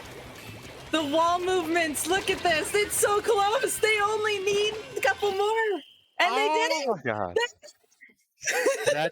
That's finals right there for Ocean 7, like their distraction method that happened at the beginning and then they're late there at the very end, just sending someone in the back, making everyone focus them with their insane movements and look, placing that wall out because Ocean 7, I'm not Ocean 7, Kappa only had like 1 bomb, which was a suction bomb. They couldn't really deal with that wall at all. That's true. Having the only 1 lethal, like I've definitely seen comps who can work around it, but when you know you've got a wall, you really gotta either focus that or leave it alone. You just gotta figure out what the actual target is in a situation like that. And in this case, it was really rough because both someone from in front and behind had a lot of clams. So Ocean 7 just set that up really well. Agreed. That map can change really in an instant. Like I said, 100-0. Looks like good luck to Kappa 3rd place match. They look like they'll be facing Kraken United. It looks like the grand finals will be Indian Tech Support versus Ocean 7. A really cool matchup right there. Legato, part of Legato plus Splat Squid versus Ocean 7. Really cool matchup. I can't wait to see that. I missed a bit from what they did before, but from what I heard, it was a pretty decent set to watch. Yeah, agreed. I mean, like right here again, we can see double try because we know Kipu plays try, we know Valrock plays try. So that's if they decide to bring it out. You never know; they might decide to throw a surprise. I find teams like to pull out that trump card in the grand finals when after like a game or two, because usually after the first couple games, teams will pick up kind of on their strategies and then work around it. So that is where the trump cards come out. So I'm wondering if things are going to stay the same or if someone's just going to pull out something really snazzy and then it'll have to make the other team adapt again. And that's kind of how this counterplay or like counter mind games is how I'm going to put it, comes to play in finals a lot of the times. Now, the really interesting thing about Indian Tech Sports, they're probably going to run double slosher because Kipu, unless they flex off, like maybe go foil, they're going to have Splat Squid on that blob, really good paint, and then they're going to have Kipu on like the machine we saw on Wahoo in their quarterfinal match. So like, it can be interesting how Ocean 7 counters that, maybe bringing out the roller again, just because Kids and Blob don't really paint that well. I mean, they paint well, but they don't paint like right in front of you, and you can easily shark right in front of them. Yeah, no, that it's just they don't paint as great, but man, is that a lot of fall off. Like if you ever take a ledge, I'd be having red flags constantly. Yeah. Because ledges now have this giant yellow caution tape all over them, and you don't want to be near them. But actually, honestly, I kind of want to see the foil here. First map's gonna be Snapper Clams, a really good map for Blob, actually. Oh, Yeah, that's actually a really good map for Blob, and a really good map for sloshers in general, honestly. there's Snapper Clams. Let's just say, last time I commentated Snapper Clams. Oh my god. Speaking of memories, my opposite is, and that one little sneaky area. Yeah, oh yeah. So that was it. If you Oh, don't man. sneaky, it can be game over in a matter of seconds. Yeah, especially as you're a Hydra right there, you could just place ink mines there, but like with maybe Indian Tech Sports or Ocean 7's weapons, they don't have that luxury of placing ink mines over there, so they have to check it constantly. I mean, they could put beacons over there, but like, I don't think they're gonna check the map every like 10 seconds. No, I think Yeah. the bonus part with like comps like this though is that they can still keep paint on that side, so that way they can keep track of the trails that are trying to go for that flank if that flank does happen.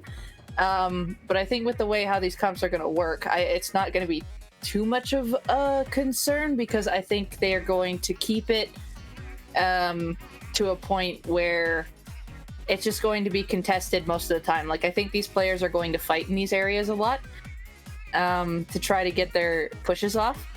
But we'll have to see if that's going to happen or not, or if they do decide to take this flank, because there's a lot of ways in here and a lot of different distraction methods. Like, I could see that 96 Deco doing a lot on that sneaky flank. Oh yeah. Like also, but like that blob again with that, if they go this that rain blob has that splash ball, which also really Yep, nice. that's a lot of street control.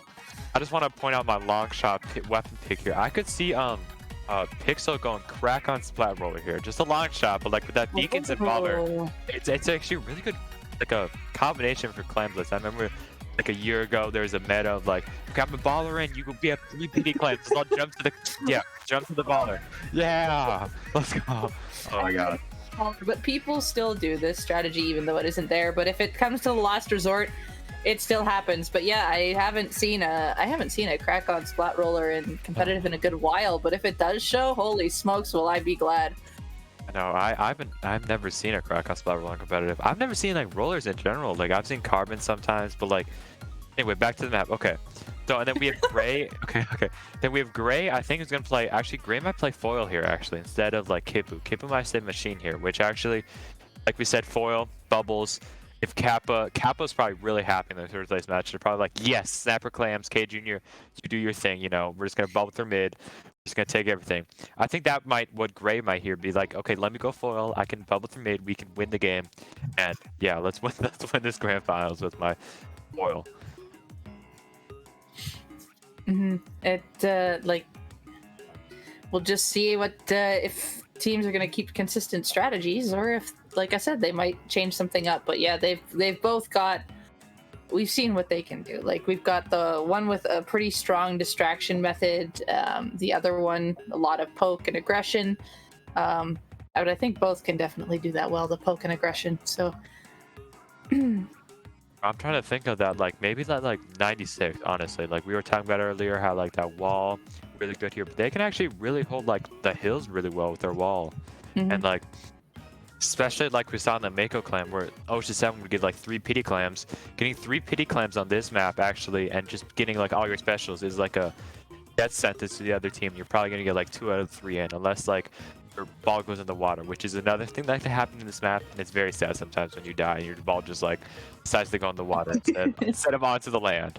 Really Yes. sad, really sad. I'm just taking a look at the other maps in this list and bringing up more bucket talk. There, Inkblot and Humpback are also in this map list for the Grands here, and that is also very bucket suitable. And Sturgeon, honestly. can be too, yeah. I know. Wahoo, I don't see as many on, but we did see it earlier. I did catch that there were, I think, machines were brought back for Clam Blitz Wahoo set that I caught a glimpse of. But it's not normally present there. But my gosh, I think the buckets are going to have a fantastic time on during this map list. This is called Bucket Blitz now, not Clam Blitz. It's Bucket Blitz. Bucket Blitz. Oh my gosh. Okay, anyway, Isn't it? yes, it really is. Honestly, but Clam Blitz I feel like is like one of the top 2 most like it can change in like 3 seconds. Like besides Rainmaker can change, you can get a wide depending on the map. But Clam Blitz, especially if you just get those lucky clam spawns, you can create like you go from 0 clams to like 25 clams. You can already just take lead while the other team's like, okay, let's just respawn, guys. I'm gonna jump to this beacon or something. And especially like we saw in the other game, like especially flanking on this map, just sneaky, throwing, maybe have 9 clams, throwing one ahead, then picking it up, throwing one ahead. That was, I mean, it obviously didn't work, but I would honestly, especially on Snapper, sometimes on Wahoo also, going that far left also sometimes really is a sneaky play. Clams is I really like Clams because it is one of the best team-based modes, I find, because you really have to have that communication to get your pushes to actually be successful. And Snapper Clams is one of the biggest test maps for this.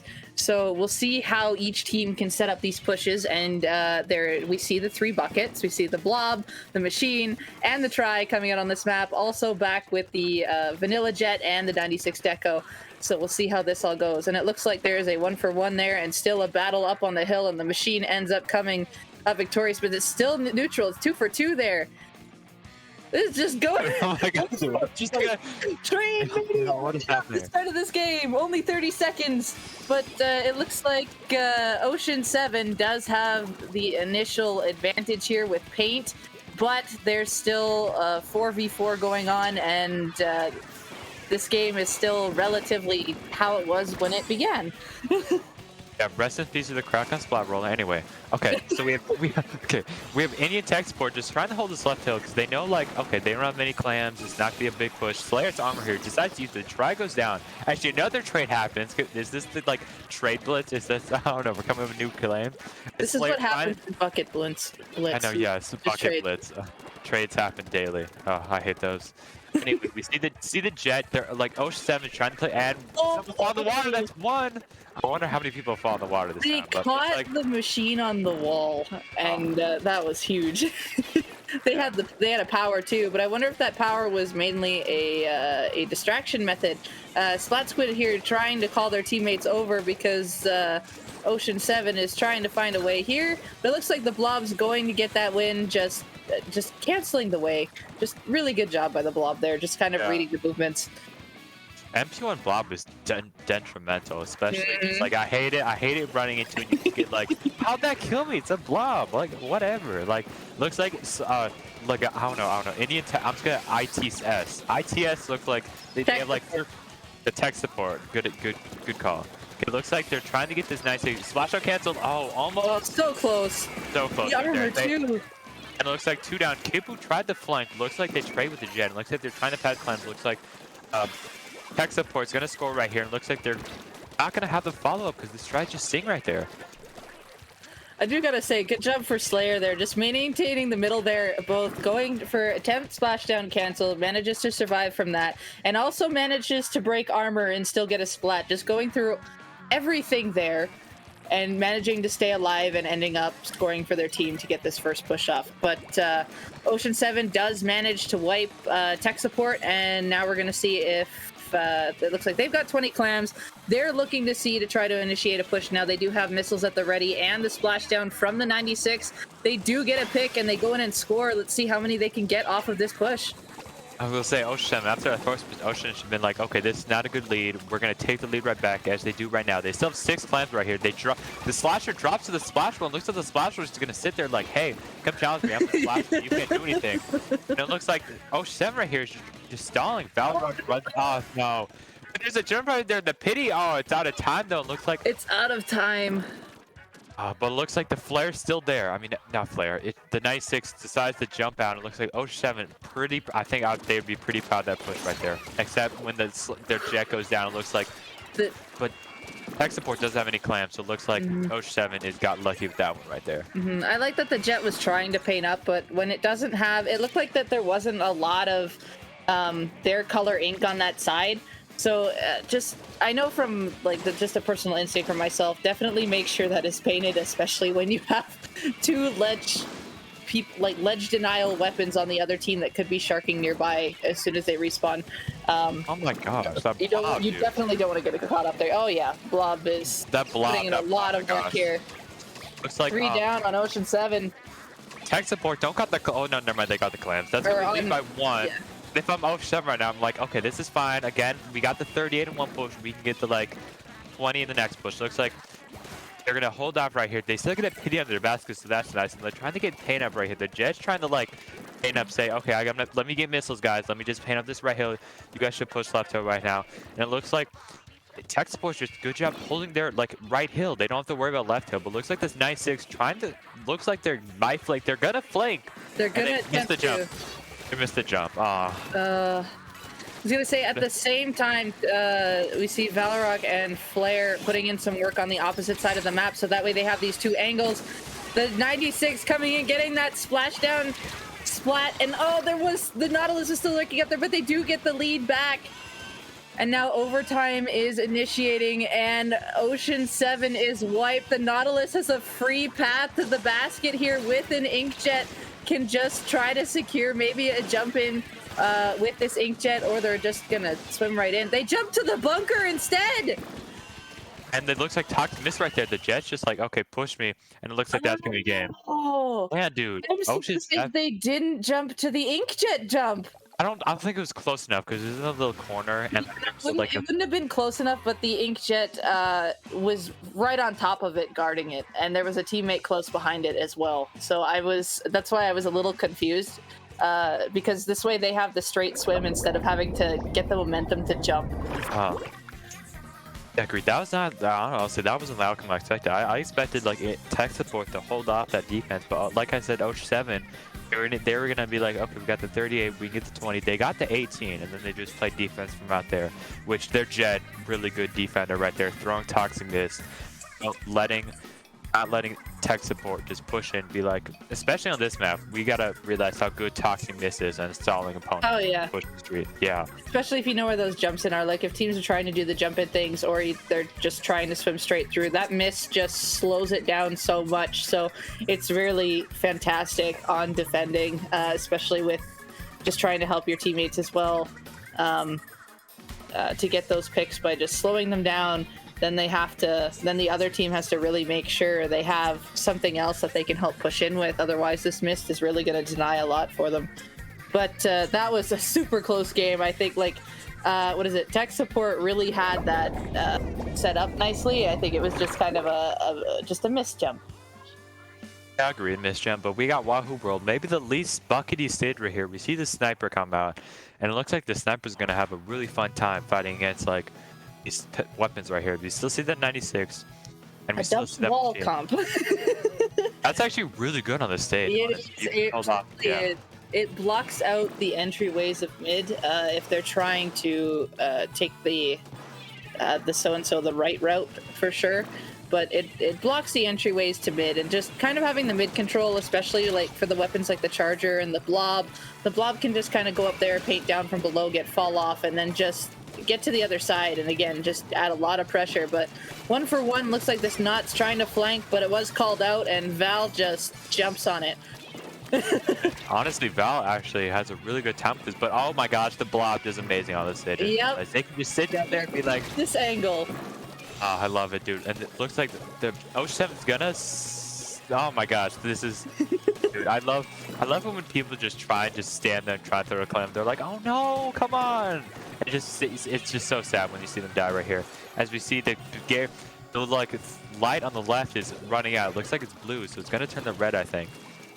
So the gates are closing, and it looks like we're gonna have the Kipu trying to push up, trying to find something, but they're not gonna find anything. It looks like Ocean 7 still trying to hold off right here. We saw the Keishin go down. We see Val's just kind of waiting here on the rail because they do know that the Knot is here. I don't know if they're aware that the NZAP was as well, but it looks like they waited. I love this, and I think Ocean 7 tried to call a pinch there and attempted to try to take down. Unfortunately, there is a 1-for-1 there. But Ocean 7 is maintaining in mid. They do have the 2 wall weapons in it, but now I have to watch out for this machine that's nearby, and I think Blob's going to be back shortly. So now they just kind of have to back up a little bit and find their way around these 2 bucket weapons. It looks like they're trying the inkjet armor right here as the sniper. Oh, that sniper can just sit back there all day, and tech support can't really do anything about it. As we see Slayer here killing that's 2 down on the side of Ocean 7 right here. As the snipers bombers should get really good stall method right here. They're just hiding behind that wall as they finally get taken down by fall off right there. Sadly, oh wait, there's a flank. Wait, there was a flank.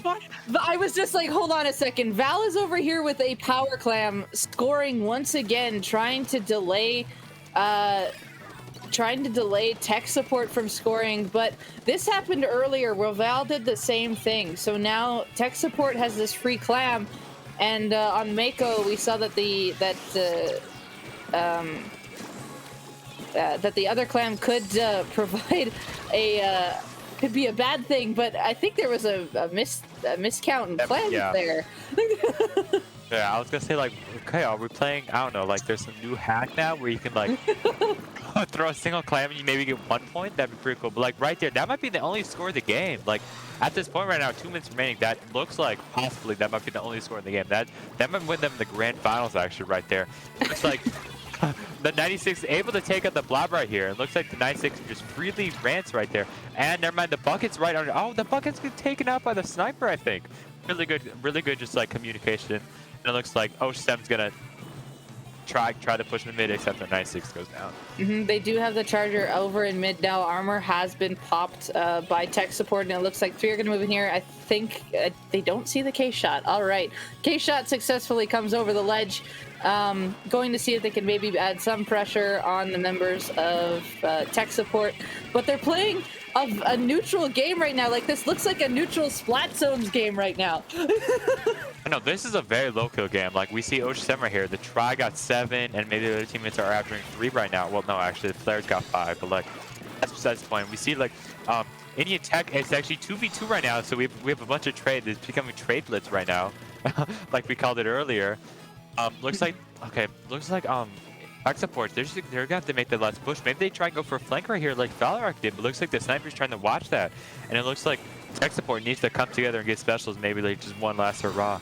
Something that's going on that's really great here is like Ocean 7 isn't going across the lines.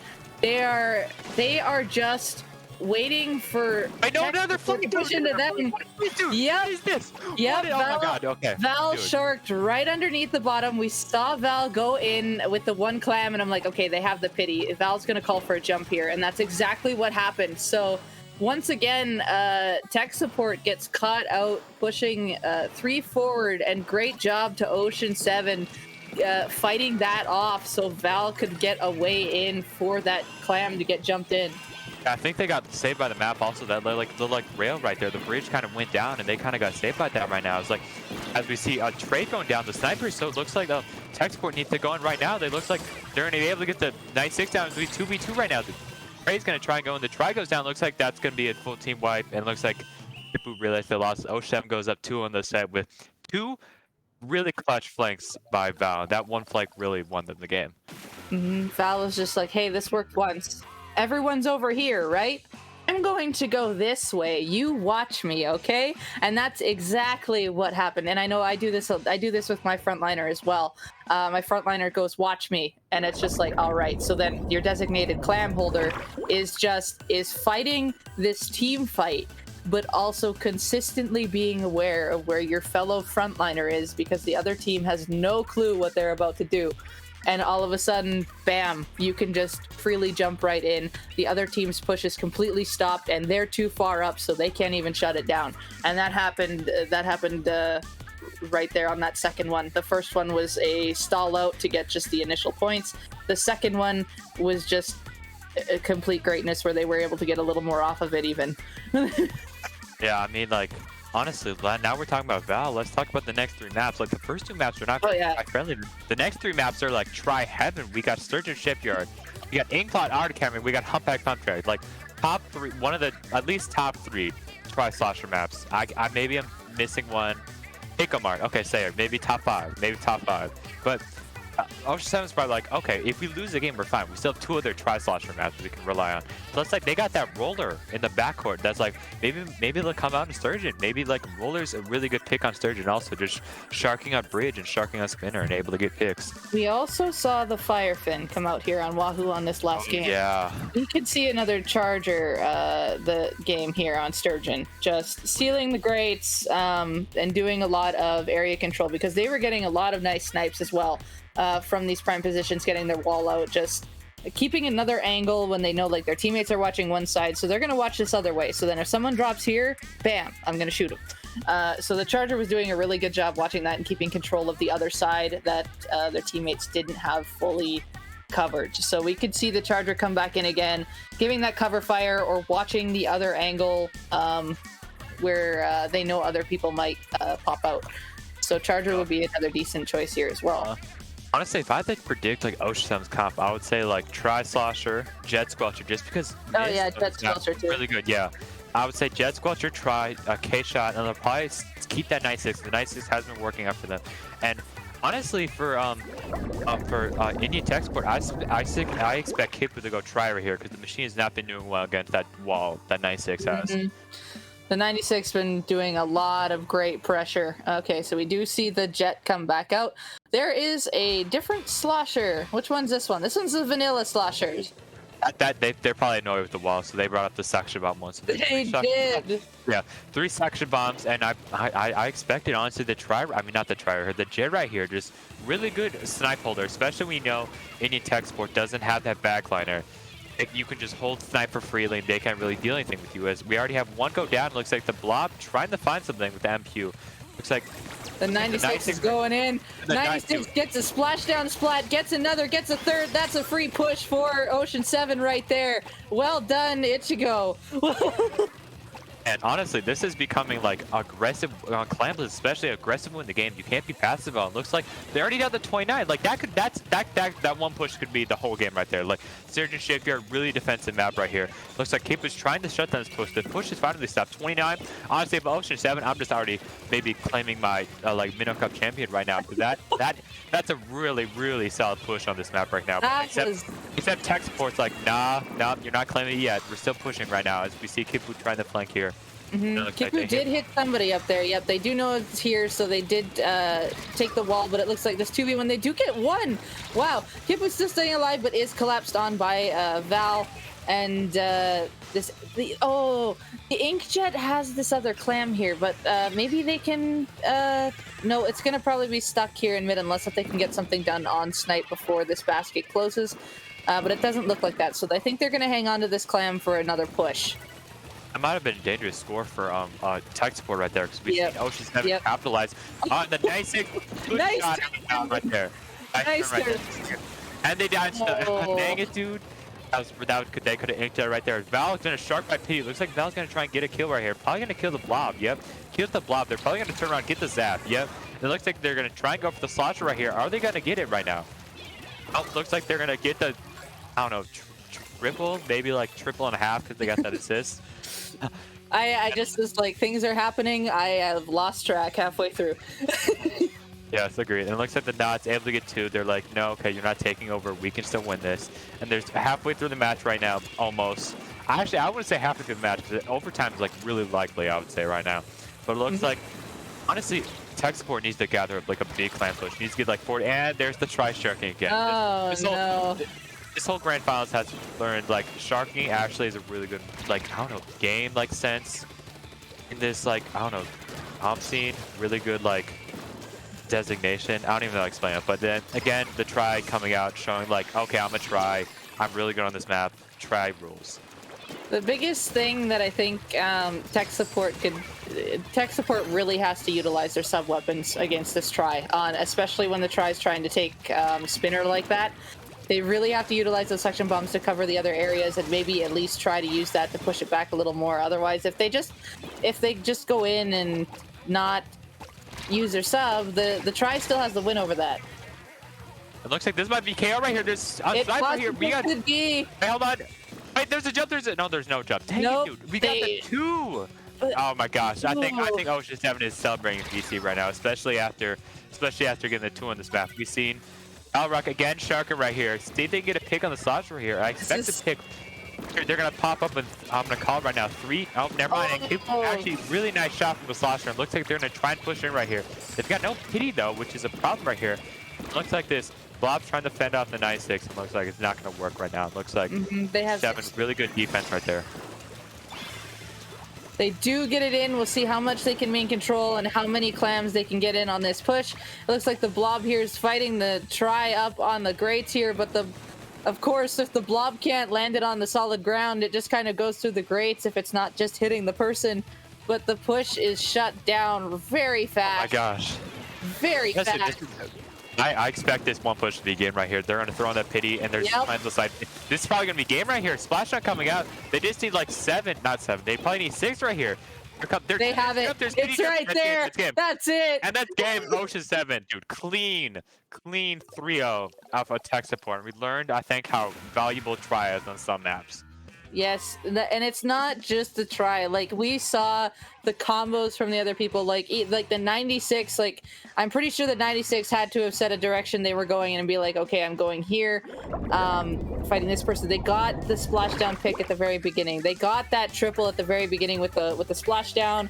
The wall helped get the double, and the team just jumped on it. So that's fantastic to see that like everyone responded to that initial triple that the 96 Deco got, and they got that initial strong push. So the team was right there, followed up right behind, and it was beautiful to see. And then of course the try just maintaining up top. Tech support really had to get their subs and specials to counter, especially with the bucket up there. They had to take kind of a different angle, still have someone watch it, but take a different angle to prevent it from happening, or even if it happens, just make sure it doesn't get too far gone. And even on that very end, like the Ocean 7 secured it with, of course, the jump. With the power off of Snipe, and then the 96 came in and even comboed with the splashdown jump. Like, that was just secured. I know, dude. I mean, like, honestly, Ocean 7 was playing like a really good team there. They were letting that try probably be freebie, and that just really helped them. Like, that try, we would think that tech support would be getting pushed on the try, be like, oh no, we're not getting a push out, but I'm gonna get 2 of you guys, and then Shark at the last dude, and we're gonna already take mid. They're gonna score like 50 points, and that was game. Like, the Wahoo one, basically, that was game when they sharked. Insurgent, that was basically game on the 2 times they sharked, but they got that triple. And maybe on Snapper. I mean, not on Snapper. They didn't, I think, I don't know. But honestly, really good job from Valorant right there. Really good utilizing the tries, like, play style, and congratulations to those 7. I think that's their first tournament win, I think, out of Minnow Cup Low Inc. So congrats to them, and can't wait to see them in the future, maybe. And with that is the end. So congrats to Oats to 7. This will be we're kind of closing out Minnow Cup here. It looks like we're going to be rating off the dial, but as we sign off here, Half, where can people find you? You can find me at 12 of 341 on Twitter. That's 12 of 341 at Twitter. And I don't know, I don't really stream. I'm in the community a bunch. Well, but Debbie, I heard you stream a lot. You like? I heard you got a new announcement tomorrow on the Grillers. Or is it? It's tomorrow or Monday maybe. Yeah, I'll have something happening, but yeah, no, you can find me on Twitter at Debbie Doobie, Twitch Debbie_Doobie. I do all of the Griller stuff and all of your fantastic Hydra gameplay, including vanilla. So including vanilla, you know. If you want to see us commentate one more grand finals tomorrow. Oh yeah, we're gonna be on the mic tomorrow for the Launch Point Draft Cup finals. So I mean, 2 great tournaments back to back. So I can't wait to see how this tournament comes out. So thank you for watching, and see you next time on Minnow Cup Clam Blitz.